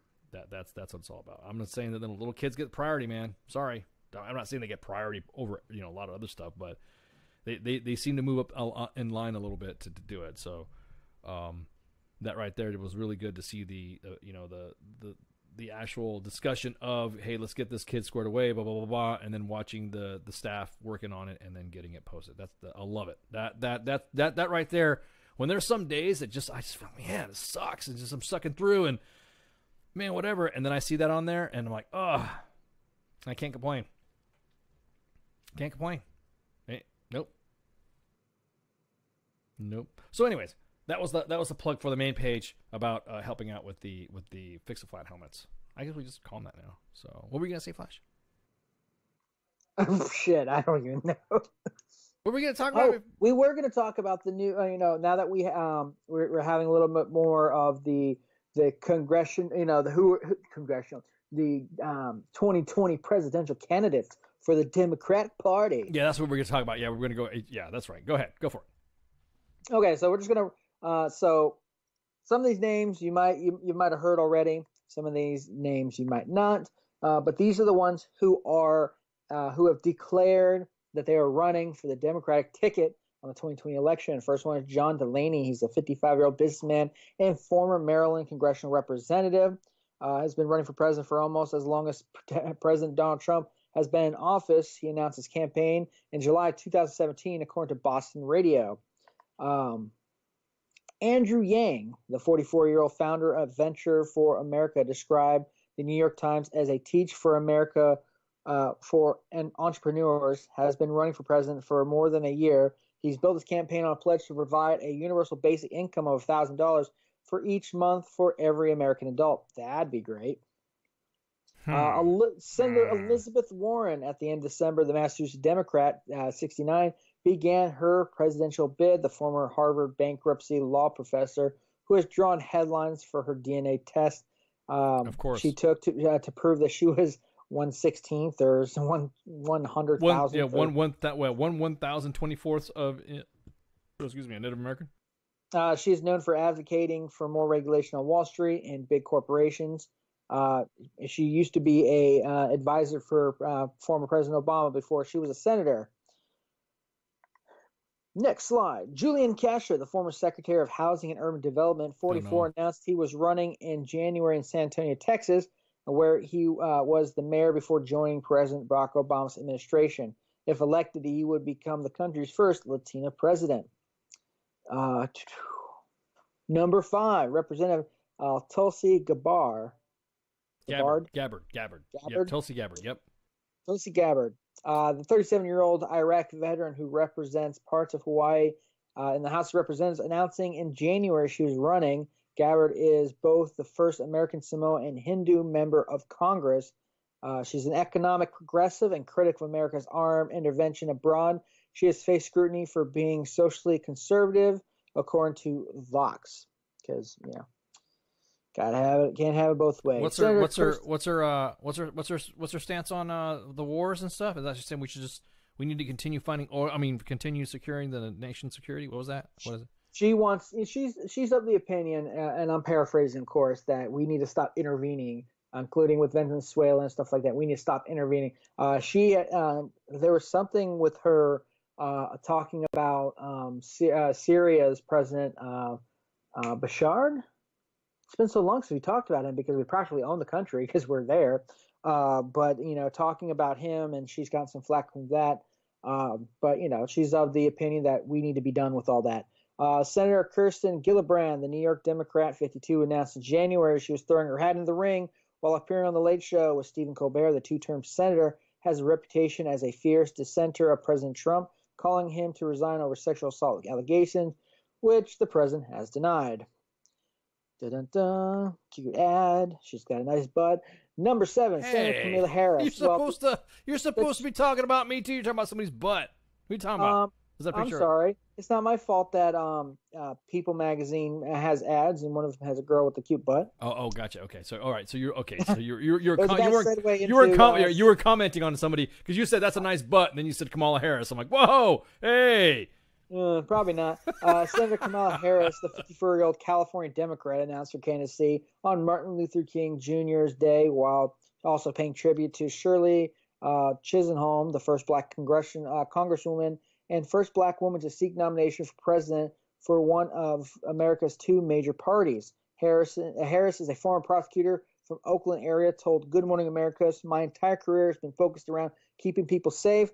She did get into some hot water when she was on a black radio station talking about listening to NWA and somebody, and I forget, and Snoop Dogg in college. Yeah, Tupac in college. When she graduated about 4 years before their hit started getting on the airwaves. Right. She got into a little trouble for not knowing exactly what the fuck she's talking about. On the date. So she was confused about the dates then. She was confused about, it's everyone's trying to be popular to the masses. So they think, well, if I say I listen to hip hop, I'm cool. If I listen to country, I'm out in the sticks. And I say, I love my Garth Brooks. He was great. I like hip hop. I like hip hop. I do. Number 8, Pete Buttigieg. What's up, Terry? You're back. Oh, sorry. Say that again. Did you say? What did you say? What was his name again? Buddy Gag. I heard. I think you said button gag. What the hell did you just say? I don't know, but the 37-year-old Democratic mayor of South Bend, Indiana, announces. Oh, yes, I know who he is. In late January, he bootleg or something like that. That's what I think. Yeah, he enters as the first openly LGBTQ candidate. I don't give a shit about that. To run for president, according to the LGBTQ Victory Fund. The announcement came in a tweet along with the introductory video where he touched on his generational identity as a millennial, oh God, and campaigned based on walking away from politics of the past. That is number 8, dear God. Senator Cory Booker, the U.S. Senator from New Jersey, announced his campaign for the Democratic nomination, Spartacus, for president on February 1st, releasing a video on his website outlining his intentions. The 49-year-old, I grew up knowing that the only way we can make change is when people come together. He is dating some... Rosario Dawson. Yeah, that's right. That's his fiance. She's hot. Yeah. Rosario Dawson. Yeah, she's that chick on Sin City. She was in other films, but that was just one of the movies that I remember him was in Sin City. I love that movie. Yeah, dude. I forgot. Yeah, he's engaged to her. He was even whispering something about having maybe a white. I mean, I'm just saying a White House wedding. A White House wedding. Yeah. I mean, of course, we'll see if that happens, but when you got to get in the office first. Go for it. Go ahead. Senator Amy Klobuchar, the Minnesota Democrat, had a faithful, dramatic announcement in mid-February. Snow fell all around. The 3-term senator, Klobuchar, 58, is widely popular in her state. Pundits view her candidacy as viable thanks to her Midwestern background, as Democrats lost the presidency in 2016 by a razor-thin margin, and a few Western people. It wasn't razor-thin. She was the one that a crap ton of counties. Yeah. Wasn't yeah, go ahead. I'm sorry.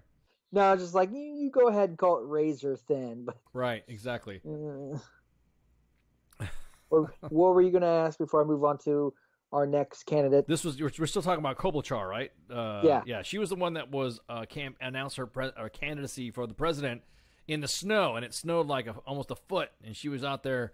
Yeah, she was out there. She was out there just snow and glory. Yeah, snowing, and I thought that was pretty cool because it was just showing that she didn't give a shit. I like that stuff. But anyways, go ahead. I don't really know about her policies other than the fact that everybody said she's really mean to her staff.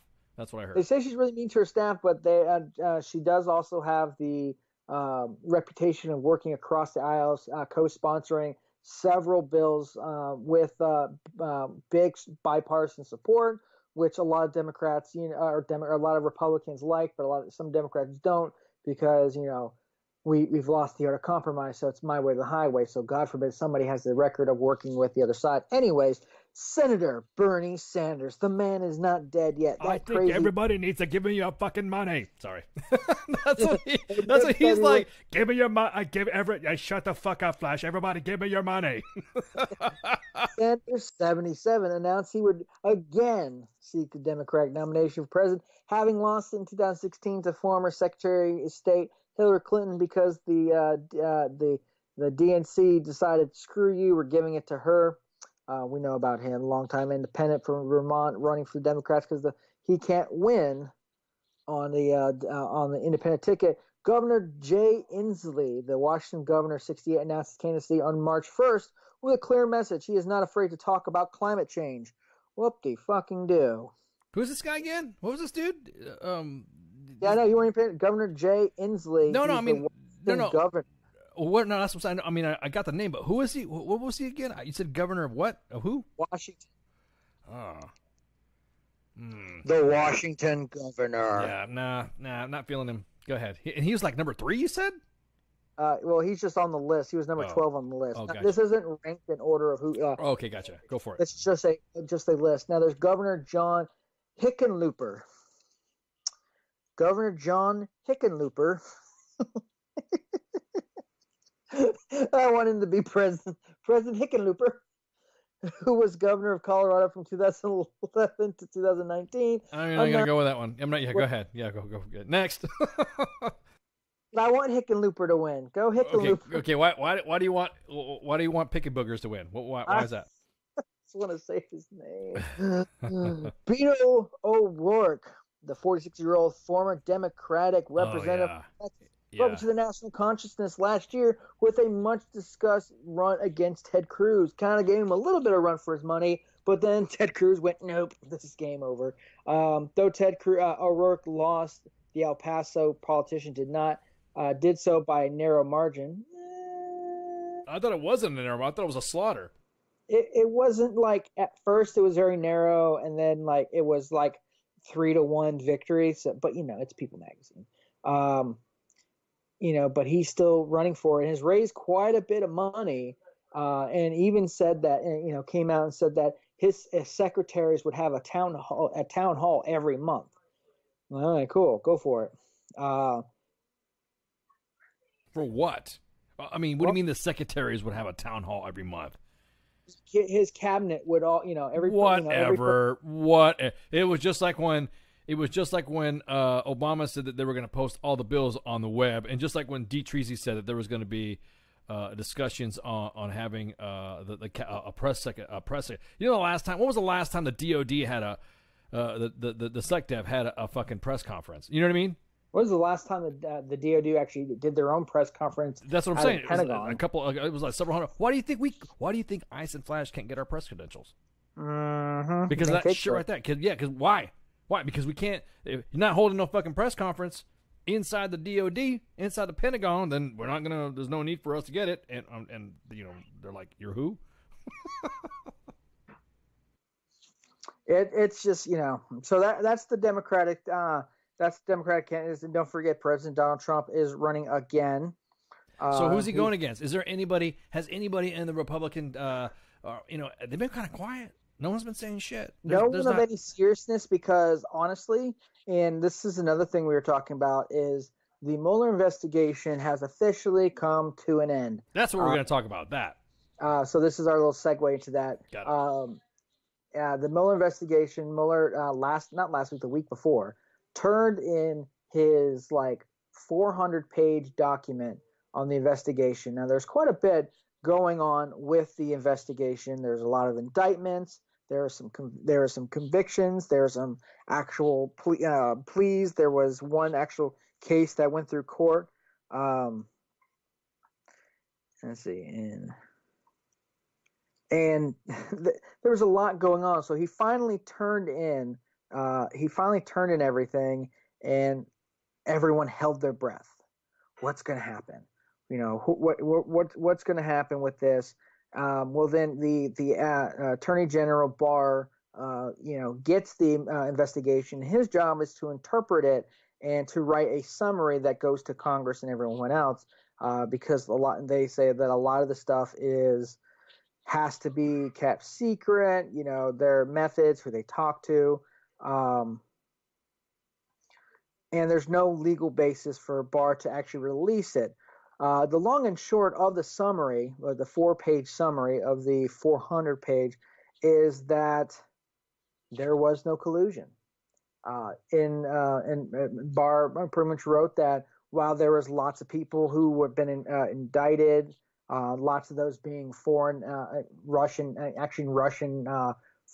foreigners and people pretty much people not of this country, and the ones who got in trouble were pretty much lying to Congress. They got hit up for lying to Congress, not for colluding, not for doing anything, no treason, no anything like that. They've all been hit up for lots of other things in the Mueller investigation, but not for collusion. And it's weird because everyone was so sure. The media outlets, the walls are closing in on Trump. Mueller's coming. Mueller's coming. He's going to be like the Freddy Krueger to Donald Trump. And then for this to happen, which Mueller has disappeared off the map, but to come out and said there is no, before the release came out, news outlets were already getting the word, no collusion, no more further indictments. And people will lose their mind. Rachel Maddow on MSNBC actually was breaking down in tears. Yeah, you saw when you sent me that video, I was like, "Whoa!" She was literally getting choked up, man. So she was actually fishing. She got called. You need to get to the station. Got to a local station for MSNBC, and then did the live from wherever she was not catching fish, and was breaking down. And because of that, MSNBC's actually lost a shit ton of ratings after this whole thing. Like they've like. Were they ever good? I mean, did they ever have any ratings and stuff like that? I mean, were they ever? Did they ever have some good ratings? I mean, it's MSNBC. They do that. So then it's funny the what has happened afterward. First, it was all the Republicans that are saying everyone who was gaslighting this, should be held accountable. So then you have all these media outlets like Chris Cuomo, Frankie Azaria, and then a bunch of people pretty much coming out saying, I never said that Trump colluded. I said that there was questions and this, that, and the other, but I never said, because even Donald Trump's like, how, these people are fighting, we're spreading all these vicious rumors and slandering me, and they should be held accountable. So you have all these people who are backtracking. And then Nunes, who was the Intel chair, whatnot, people are, Democrats are fuming at him for jeopardizing sources and methods that they now demand Mueller to talk about. I mean, like the Democrats, what Mueller did, and I can almost take it to the bank, was hand Donald Trump the election victory, because the only thing that, the economy has been up. It's been going up and down, but it's been it's been staying up. Jobs still been, we're increasing jobs. We're lowering unemployment across the board. There's a lot of things going on in Trump's favor. This was the only dark cloud hanging over his presidency is he going to get indicted on any kind of charge? I figured they'd try to get him for something, lying or something. But the Mueller investigation that took 2 years, millions of dollars, thousands of hours, thousands of man hours to do all this, came out with, and it wasn't for nothing. There was like 196 indictments. Apparently there have been some other indictments and stuff that have been kind of kicked down to Washington, D.C. attorney generals and prosecutors and New York prosecutors. So maybe more stuff will come from it.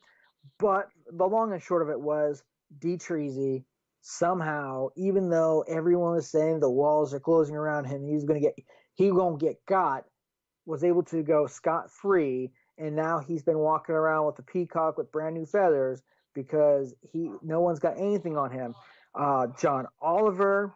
And now the one thing they've been saying is while he's not being indicted for collusion, it does not exonerate him. So if you notice, the liberal media, even Fox News has said that the Barr did say, while he's not being indicted and there's no evidence of him doing anything, it does not exonerate him in any of these charges. And they've been holding on to that piece. Oh, it doesn't exonerate him though. Okay, what does that mean? Fuck if I know. Yeah, get it down to a definition what that means at all, and then I'm definitely fucking game for that shit. You know what I mean? Tell me what do you, because it's almost like somebody tells you, hey man, we need to knock this task out and blah blah blah, and then they say, okay man, I got it. All right, what are you gonna do? It's on lock. This is straight. We'll be good. Yeah, but what are you gonna do? What's the tap? I don't know, but he's not completely exonerated. I hate for something like this. There should be no ambiguity. It should be specific, straight up. Now, mind you, just a couple paragraphs is what it was. How many documents altogether were used to form this cover letter? There was like thousands. This investigation took 22 months. Let's see. They have the whole. Here, I'll give you the breakdown right here. Man, where is all this stuff? Anyways, oh great! Now my computer wants to take a crap. Good job. See, we're talking about Mueller, and my computer wants. It's shit. Oh man, let me check the streams. 22-month investigation, charges against 37 defendants, 7 guilty pleas, and 1 conviction at trial. The Justice Department announced that the Special Counsel Office has wrapped up its probe, a possible Trump collusion, which then was no collusion. Now, here's the funny part. Besides the backtracking, immediately after this, it came out that that there's no charges against Donald Trump or anyone else. First, they laid their hands on, he's not exonerated. And then they also went, well, it wasn't for nothing. They did have 196 indictments and 7 guilt. They started breaking down the numbers. And yes, people were being stupid and the FBI caught them. But then you also have presidential candidates who were asked about it. Some say, there were some saying that we'll care about the whole thing once the full investigation is released. Beto O'Rourke is one of those who says that, okay, now it's time to move on. Tulsi Gabbard is another one who was like, I think it's now time for America to move on. But then there's some like Senator Warren who's like, well, I'll believe it when I see the whole report. So it's kind of interesting seeing how they'll tackle this, because if, honestly, in my opinion, if people keep harping on this investigation, it's going to grow tiresome in the voters' minds, because right now, you're going to win the Democrats. It's right now bringing over moderate Republicans and independents to the Democratic side in these counties in order to win the 2020 election. This investigation, while yes, it does not exonerate Donald Trump, does pretty much, and it's funny how Trump treats Mueller now, saying while the investigation is legal, Mueller acted honorably, and and all this other stuff. It's funny how this happened, but D. Treasy doing his victory lap, man, I'll tell you what, you couldn't have seen a happier kid unless it was his birthday and Christmas all at the same time, and he got double the gifts. Like, yeah. Is it though? Is it a gift though? Was it a victory? Was it a victory lap? It's just all kind of like, is it? It's kind of like Maury when they say who's the father, and then it's a girl named Sharonda's like, I know he's the dad. I know I slept with about 15 other men, but I know he's the dad of all my triplets. And then it's like, you're not the father. And he goes, oh, I told you, bitch. That's pretty much Donald Trump right there. Like, gets out his chair, gets in her face. I told you. What'd I tell you? I'm not the father. Yeah, it's Donald Trump right there. I mean, so you're saying Maury is the one that's that blasted some shit out. Yeah, it was all his fault.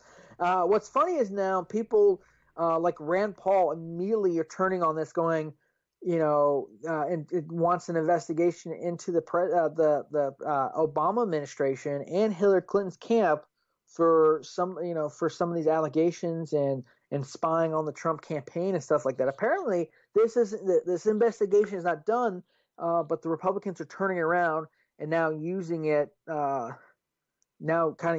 to blast the Democrats. I don't know if that's the smartest idea, because do you really want another loss? Because if there's nothing there, and then it becomes a stalemate, so that victory you had kind of goes away. But Congress and several prominent Republican and Democratic senators and representatives are calling for the full investigation to be released. The DOJ and Barr's office said that they were working to release it, and it looks like it will be released. They were shooting. Well, the deadline was, we want it by April 2nd. And they're like, well, we'll probably get you mid-April. So we'll see what happens, but it should be dropping anywhere between tomorrow and mid-month. But so the investigation is over and done with so far. We'll see what happens when it comes down to the indictments. Some of the stuff that was shot down to Did he not say that he was going to release some FISAs and shit and all this other crap? Why? You know what? Is some of this all fucking bravado too? Release everything. Fuck it. Open everything up. Speaking of releasing everything, the Financial Committee, the House of Representatives Financial Committee has actually been trying to get the last 10 years of President Trump's taxes and actually trying to subpoena them. We'll see. It'll be funny to see how this actually plays out. But they're like, cool, we're going to release a whole bunch of shit, because they're still trying to get that victory.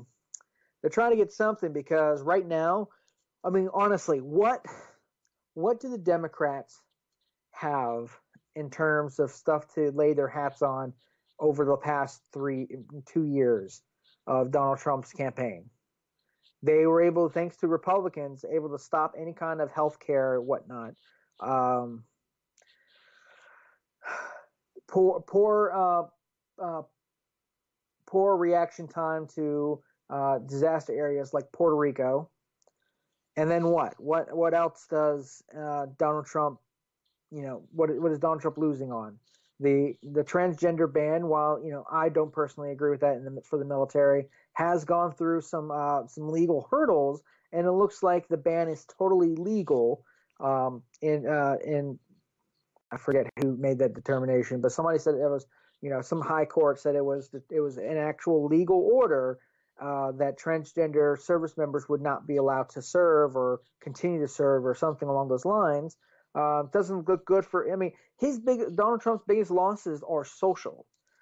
He's helped to foster a somewhat working relationship, even though it's kind of diminishing a little bit, between North Korea and South Korea. Yes, we have tariffs going on right now between China, but things are starting to ease up, and it seems like a deal. They have hinted that a deal is on the horizon, renegotiating with China. We have a new North America deal that should be going to Congress anytime now. There's lots of stuff that he's done.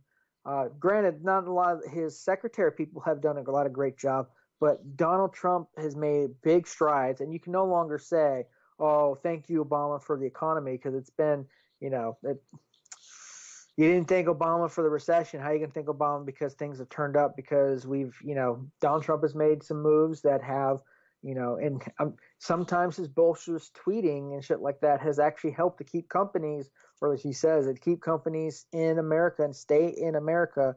And even like, well, we're going to cut ties with you if you leave. And they all, okay, we'll build another fucking plant. All right, cool. There we go.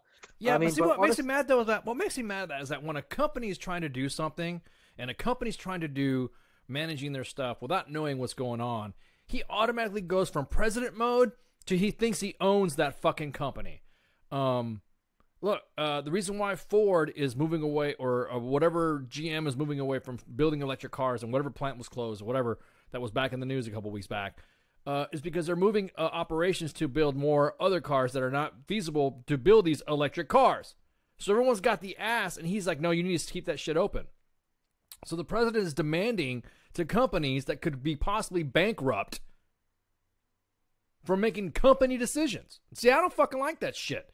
If I have to fucking maneuver some shit around to save the company and 500 people have to lose their fucking jobs because of some mismanagement due to the fact that an electric car is currently right now in the market that's not feasible right now because, like you said, the economy is good for people buying cars. The economy is good for, combustion engines and all that. And it costs more money anyways to build the factories and to refine the materials to build an electric car, then what's going to end up happening? What? The thing is that the company's going to, okay, look, I can make a lot more money on the high end and just kind of cut away the electric car stuff right now. I'm not saying we're not building them, but we can close a factory down here and then do it like that. All he hears is that jobs are going to get lost and his ego gets fucking butthurt. And then he's telling these companies, then you better not close this company. Dude, man, if the president told me, hey, you better watch out how you do WTF Nation, I'll say these nuts is what I would say.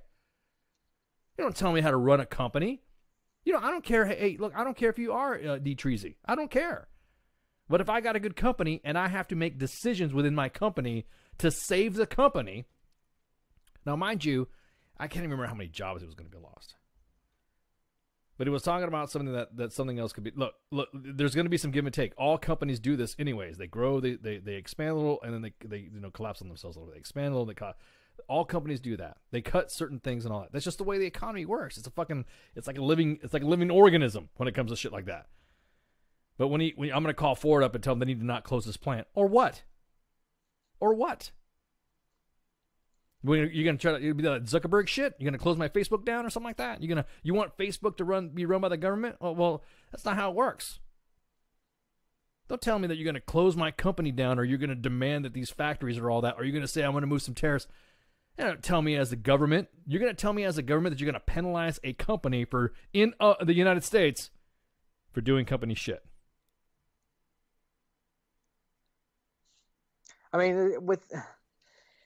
It's that tweeting. It's the governing by tweeting, which is bullshit. Instead of going, hey, incentives, or hey, how can we help you? It's guilting people to stay.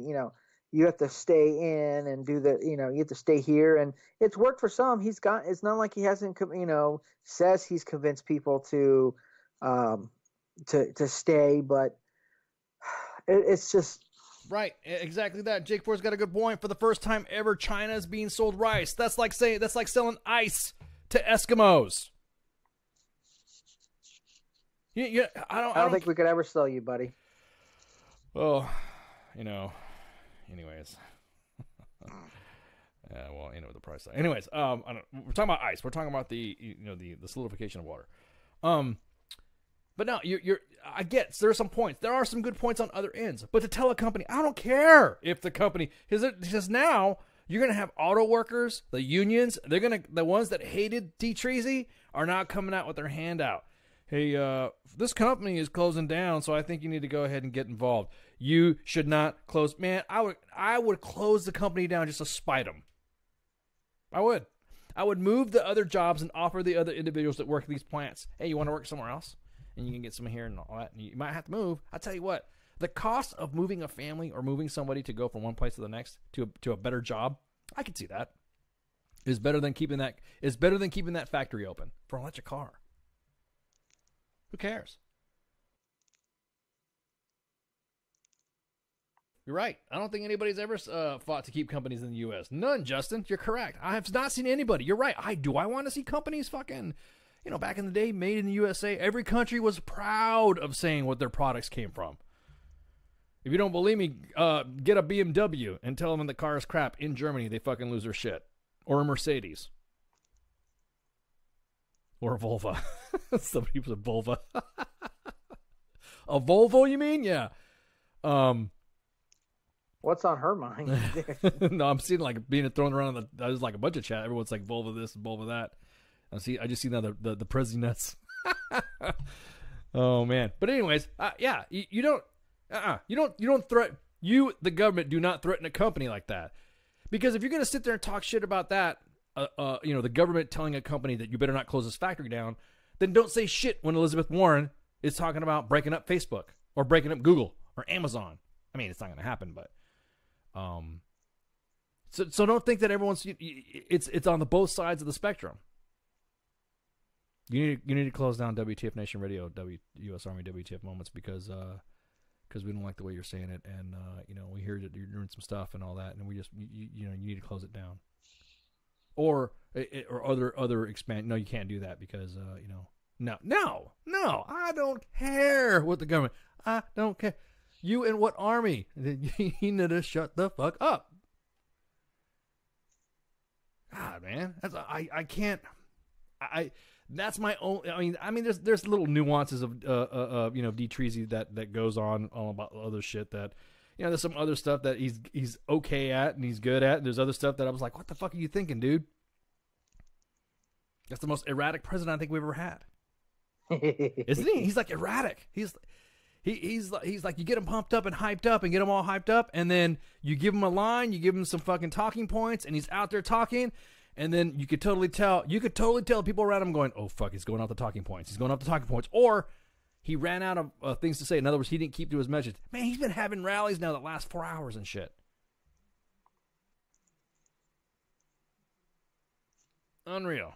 Unfucking real. I'm not. All right. Well, but hey, we could talk on this for a while, but let's get to some sports because. I'm sorry. We dropped it. Yeah. Happened Go ahead. On last Thursday, opening day for MLB baseball. Yes, it was. Baseball is back, bitches, and better than ever. Now that the dust is settled on several contracts, including Bryce Harper, 13 years, $330 million.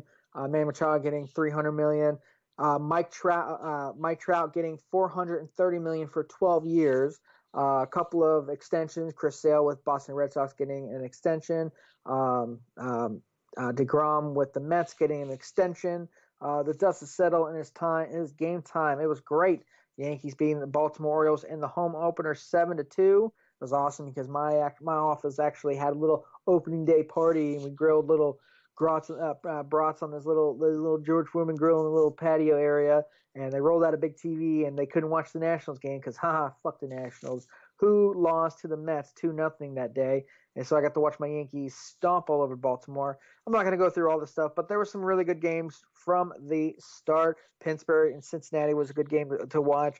Seattle throttling Boston 12-4 opening day, and then Chicago White Sox throttling Texas 12-4. Lots of home runs, including like 4 or 5 dingers for the Dodgers. Dingers is a slang term for home run for you playing at home.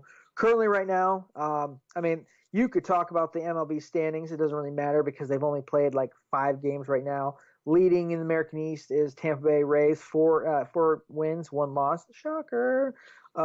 In the Central, you've had a tie between the Minnesota Twins and Kansas City Royals, 2 wins, 1 losses. But they have another game at 10 o'clock tonight. When opening day starts, they kind of stagger something so everyone gets some airtime. So it'll take some time for everyone to get caught up. Seattle Mariners are coming out strong with a 5-win, 1-loss record so far.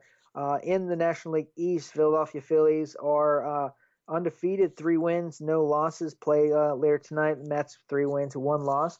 Milwaukee Brewers are pretty much picking up where they left off last year with 4 wins, 1 loss. And then the Los Angeles Dodgers and the San Diego Padres, 3 wins, 1 loss. Lots of great things right now. A lot of people already hitting the DL, including Juan Carlos Stanton and Miguel Andujar for the New York Yankees, both hitting the disabled list.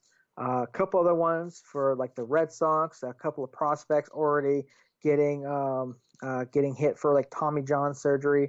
So the injury bug is out in full force.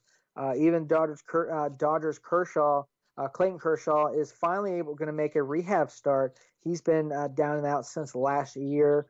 And then Rockies plays first baseman Murphy. He busted up his finger. He's on the injury list. And then the Reds prospect Green had to have Tommy John surgery.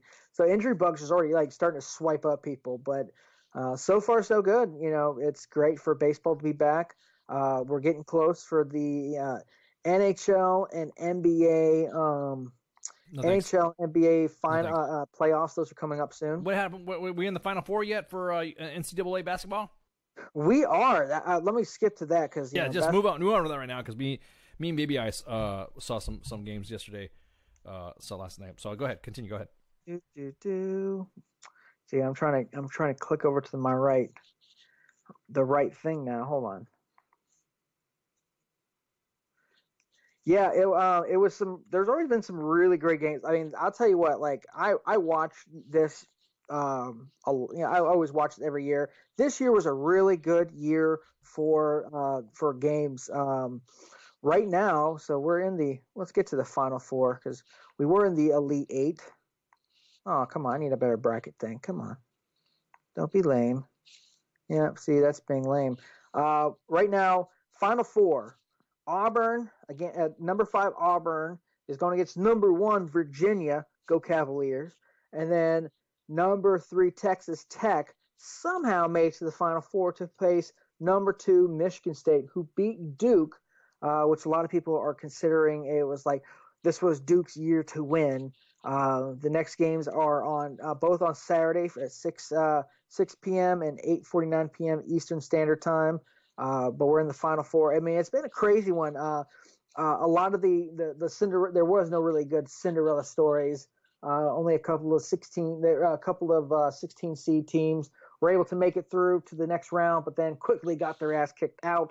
Like I said, everyone is all 4 teams are within the top 5. Auburn number 5, Virginia number 1, Texas Tech number 3, and Michigan State number 2.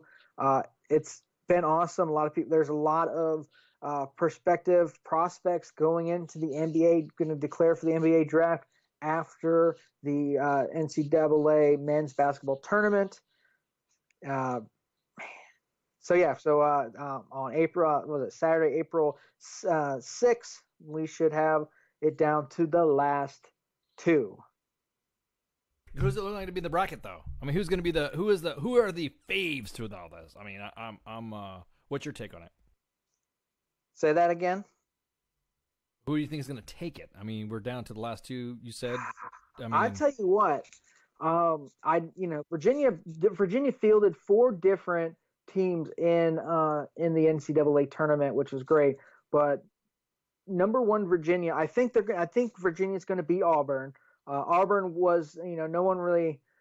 A lot of brackets didn't expect them to get to number 4. I think like the percentages were super fucking low for Auburn. But I think Virginia beats Auburn. I think Michigan State beats Texas Tech. I think it's going to be a 1-2 finals, and I honestly think Virginia's going to take it. I think Michigan State was good. I mean, they were able to beat Duke, who they dominated in the first 2 rounds, squeaked by in the third round, but then got into the Elite Eight and just weren't able to beat Michigan State. But I think Virginia has a better overall team. They're playing in stride. They have everyone's very healthy. Even their bench has been playing phenomenal, and it's been producing a lot of points.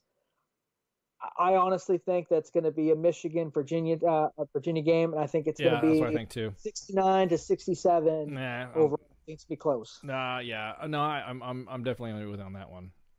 Some of the tracks on that shit are saying about the same. They're predicting that as well. I was just curious because, like I said, fuck yeah, it actually wasn't bad. I mean, the little guy watching some of it, that was pretty cool. Shit. So what was that about baseball again? Baseball happened. Nobody got injured. Nobody got fights. Nobody's got traded out real quick. There's been no new. Just a bunch of people getting hit with the injury. We call it the injury bug. So we've had a lot of people going onto the disabled list. But teams, at several big players have already hit the disabled league, like Giancarlo Stanton and former Rookie of the Year runner-up and Miguel Andujar, both hitting the disabled list for at least 10 days. Some prospects getting hit at the disabled list for Tommy John surgery, a torn labrum, and a couple other things. But so far, baseball's went off without a hitch. Some of the new rules that have been put into play, like they're shortening the how many times you can go to the mound, pitching clock, stuff like that. No problems. It's been a good start. Bryce Harper in his I think it was his second or third game. I think it was his second game playing for the Phillies. Hit his first home run to right field. It was a bad dinger right there. He just smashed the hell out of that one. But he got a rousing applaud by the Philadelphia Phillies fans, including the Philly Fanatic, their mascot, who's one of my favorite mascots in all of baseball, except was it the grizzly looking guy for hockey. Which one was that one? The Flyers. What was his name? Now I got to look on Twitter to find out what his damn name was. I tell you what, technology has just not been my friend today. It has been like you're good, man. It has not been no biggie, man. No biggie, homie. No biggie.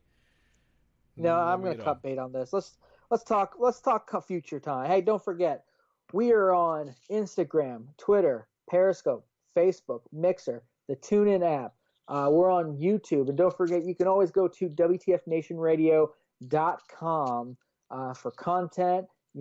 Find out more about the folks behind the social media and the microphones, and you can also download the podcast on WTFNationRadio.com, or you can go to iTunes and subscribe there. And especially if you have an iPhone, you'll always know when the latest podcasts are put up. We put them up every night because we have shows Monday, Tuesday, Thursday, and Sunday right now. Because Saturday, Friday, and Wednesday, we got people on leave of absence. We've got our Dons on Wednesday. You're listening to the Monday edition with Ice and Flash.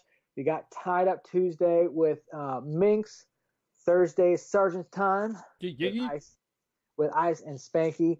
And then on Sunday, you have hashtag Team Old with the Almighty Cause and the Wise Owl, capping off your weekend with Kicking It with Cause. We've got a lot of great guests coming up. We already had a lot of great guests already in 2019. We're still working on more, but we have a couple more starting with let's see, on Sunday, April 7th, We have Mark Addison from Mark Addison Music, and of course, the staff has to say the month that Game of Thrones start, because that's the. Oh my God! We have to preface that with, this is the month. I guess the month that Game of Thrones starts. So go ahead, Yeah, Mark is. Addison. Go ahead. Did I forgot to mention that this? So if you have not watched Game of Thrones or you haven't been caught up to date, now would be the time. My wife has never watched it, but because it's the last season, she now wants to watch it. So now I have to break through 7 damn seasons of Game of Thrones with my wife before I can watch the new ones. Oh, what was me? Anyways, Mark Addison from Mark Addison Music. Army veteran Mark Addison will be on the show to talk about his Army career and how it led him to pursue a career in country music. Mark retired from the Army in 2015 and moved to Nashville, where he now pursues his music full-time as an artist and songwriter. Mark plays regularly in Nashville and his home state of North Carolina. He's going to be on with Kicking It with Cause on April 7th. That is a Sunday. And then on Monday, April 8th, with the Monday edition with Ice and Flash, Christopher Martini. I can't wait for this one. This is going to be a good one. Christopher will be on the show to talk about his first feature film, Trooper, which is about returning Iraq war veteran. The film earned Chris the Renaissance Man Award at the 2011 Garden State Film Festival and has gathered the musical support of Bruce Springsteen and Bob Dylan. Love Bob Dylan. Chris was a writer, director, and star. The film received a glowing review in the Huffington Post by Joshua Coors, award-winning journalist of veteran issues. Trooper was picked up for distribution and is available on iTunes, Amazon, Xbox, Sony PlayStation, VOD across North America. Then on April 11th, that's Sergeant's time, Major Andrew D. Fisher. Major Fisher will be on to talk about Stop the Bleed and to educate the importance of stopping bleeding and trauma. He will be also talking about some of the advances that he has been a part of with combat trauma medicine. He joined the Army in 1992 as an infantryman. He successfully completed the regimental indoctrination program and was subsequently assigned to 1st Battalion, 75th Ranger Regiment in 1993. While assigned to 1st Battalion, 175th Regiment, he completed the Emergency Medical Technician EMT course and discovered his desire to work in the medical fields. He's going to be coming on. And then April 14th, another Kicking It with Cause guest, Richard Jellison from Storyteller Original Films. Storyteller's owner and principal creator, Richard Jellison, will be on to talk about his recent project, The Healing Pan America Flight 001. After growing up in Southern California, Richard served 2 tours in Vietnam as an Army helicopter pilot. The first tour was combat with the 116th Assault Helicopter Company. His second tour, he served as General Abrams' personal pilot. 4-star General Abrams replaced General Westmoreland as military commander of all forces in Vietnam. He received a bachelor's in business from Cal State University in Los Angeles in 1975, then did a year of law school before gravitating towards addressing a compelling thirst to be creative, blustering his way into advertising industry by convincing a small agency in Seattle that he could write. He then learned the craft of filmmaking by writing, directing, and producing commercials and corporate films. The last few years, he's seen a focus shift to doing documentary films exclusively, including a 2-hour special for the History Channel. So that's coming up in the near future. And then we have a whole bunch more scheduled out. We're still working on a whole bunch more, but if you have ideas for who you want on WTFNationRadio.com, don't forget you can message the page, DM us, tweet us, all that jazz, and then somebody will, and then we'll do our best because, that's all we do. But don't forget, we're everywhere, and we're always looking for new talent to run the social media, be a host on one of our shows. Go to WTFNationRadio.com, click the About Us link. There you can apply to be a part of the WTF Nation Radio team.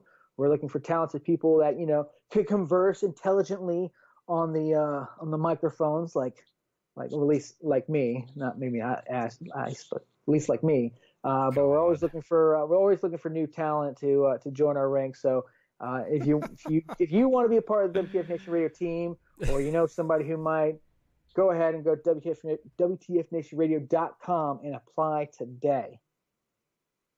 I need a raise. All right. Well, hey, thanks to you all for joining us tonight. And, yeah, great show. So, again, don't forget, to download our podcast. And we're going to go ahead and play some music, and then we're going to pull it off of Facebook Live, and we'll play some music on the mixer. So, everyone, enjoy your night, and shouts.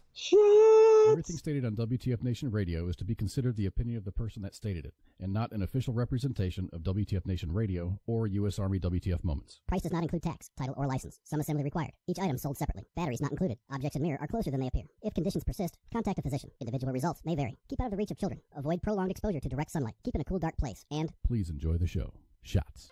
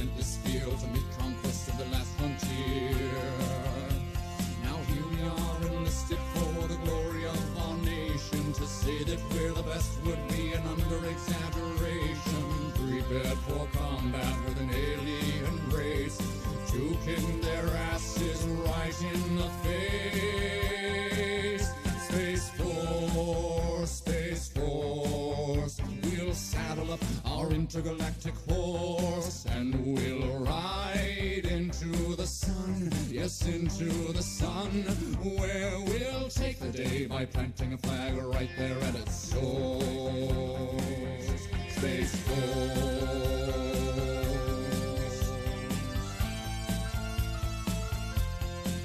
And now they say that they've discovered life up there on Mars, so let's blow it all to hell and then claim it for ours. We'll paint the moon red, white, and blue for no other reason than we wanted to. Oh, Jupiter, imagine what you could become. A stupid, pointless planet turned into a giant gun. And Russia, so sorry, have to burst your bubble. Be a good sport now, sit back, relax, and watch us through the hubble as we celebrate the greatness of the United Planet America. Space Force, Space Force. We'll saddle up our intergalactic horse and we'll ride into the sun, yes, into the sun, where we'll take the day by planting a flag right there at its source. Space Force.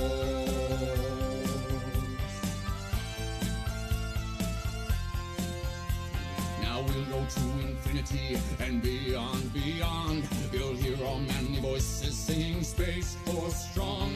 The critics say sound doesn't travel in space, to which we reply sound will do as we say. Oh, Captain Kirk, your achievements, though notable and fine, as far as we're concerned, this is Deep Space Mine. And big fans, but Lord Vader, step away from the lightsaber. There can only be one, of course. Space Force.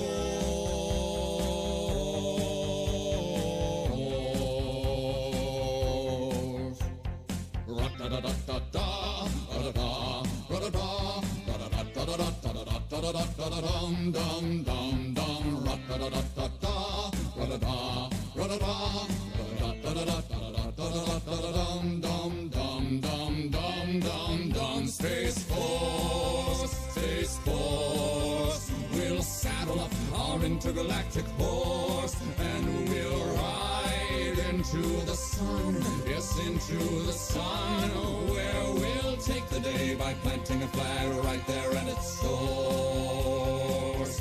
Space Force.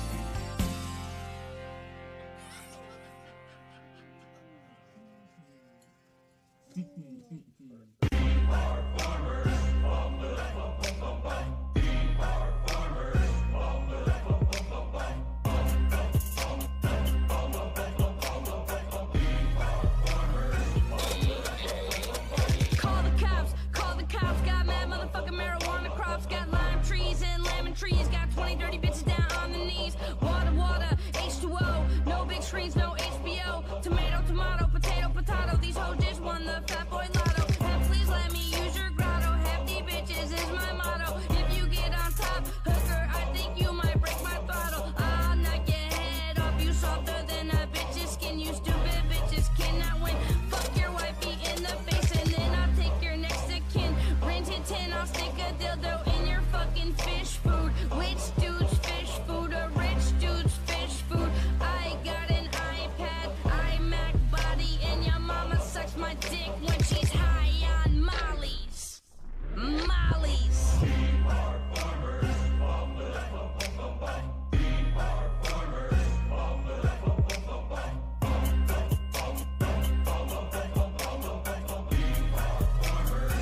The nasty shit.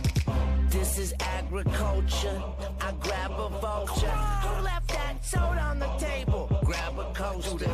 Girls wanna cuddle. Yeah, they wanna snuggle. Oh, that's a cute teddy bear. Put it in your butthole. Ooh, what you know about me, dirt nasty bitch? I'm a farmer. Come through with an ugly ass hoe. Call her two-headed llama. She wanna sleep on me. Better bring some pajamas. I got a white boy entourage. Johnny Drama.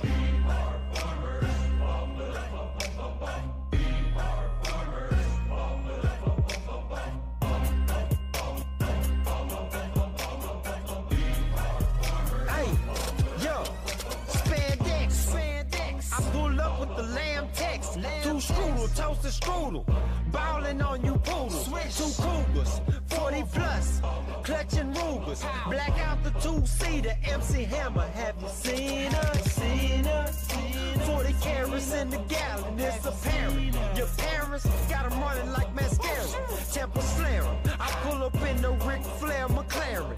4 bad bitches on probation. Are you sharing? Are you sharing? Got 'em jealous. 20 inches on you fellas. Chop up tellers. Got you running over. Jerome Bettis. Versace lettuce. No diet. Gucci eyelids. I go to sleep. Snobby pilot.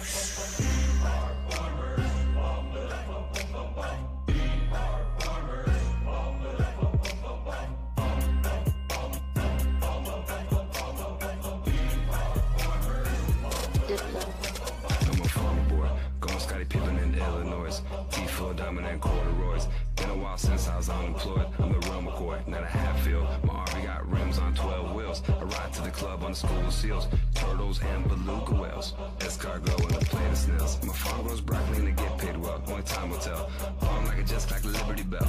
Grace on the cover of Mademoiselle. Sicker than a sick guy with sickle cell. Indy Milanakis just went to jail. Drinking V8 in the V12 with 3 elves. Smell like Adele.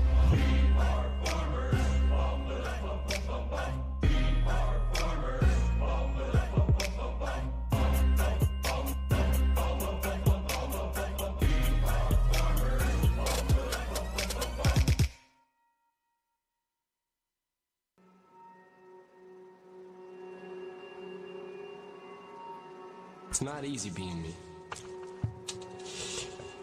It gets hard. A lot. Which doesn't really make a difference. But, is it hard being me? Sometimes it is. Sometimes it has its benefits. A lot of people ask me what the fuck I've been at the last few years. Shit, I don't know. But I do know.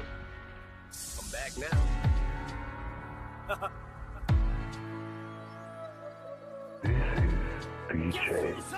Yeah, down here, under the ground, dig me up.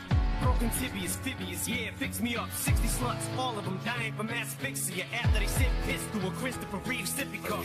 Dixie cups, toxins, boxes of oxypads, enough oxycontin to send a fucking ox to rehab. Whack job in the back in a black stocking cap, jacking off to a hockey mask and a boxing match. Can't say that, yes he can. I just did faggot and I guess again. Better text message your next to kin. Tell him shit's about to get extra messy, especially when I flex again. Throwing fucking lesbian and wet cement. Faggoty, faggoty, faggoty, raggedy, Ann and Andy. No, raggedy, Andy and Andy. No, it can't be, it can't be. Yes, it can be. The fucking Antichrist's back, Danny is Satan and Black Satin. You're wrestling your life to the fullest. We just a killer bull, got a pistol, motherfucker, better pull it. And even if they kill me, they can never take the I'm getting money. They better live your life to the fullest. Because the killer bull got a pistol, motherfucker, better pull it. And even if they kill me, they can never take the life of a young G. I'm getting money. 6 semen samples, 17 strands of hair found in the back of a van after the shoot with Vanity Fair. Hannah Montana prepared it with lope with a can opener and be cut open like cantaloupe with canopy beds and glad bags. Yeah, glad to be back. Cause last year was a tragedy, but landed me smack dab in rehab. Fucking doctor, I ain't gonna stand a damn what he said. I plan to relapse the second I walked out of that bitch. 2 weeks in Brighton, I ain't enlightened. Biting into a fucking Viking and like I'm a Viking. Oh, lightning and striking might be a fucking sign. I need a psyche evaluation. Fuck Jason, it's Friday the 19th. That means it's just a regular day. And this is the kind of shit think of regularly. Fucking lesbian shouldn't have had her legs in the way. Now she's pregnant and gay, missing both legs and begging to stay. You better live your life to the fullest. Because the killer bull got a pistol, motherfucker, better pull it. And even if they kill me, they can never take the life of a young G. I'm getting money. You better live your life to the fullest. Because the killer bull got a pistol, motherfucker, better pull it. And even if they kill me, they can never take the life of a young G. I'm getting money, money.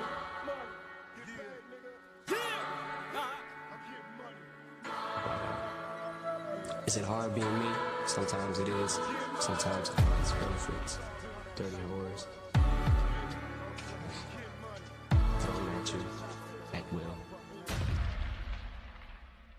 You better live your life to the fullest. Because the killer bull got a pistol, motherfucker, better pull it. And even if they kill me, they can never take the life of a young G. I'm getting money, money, money.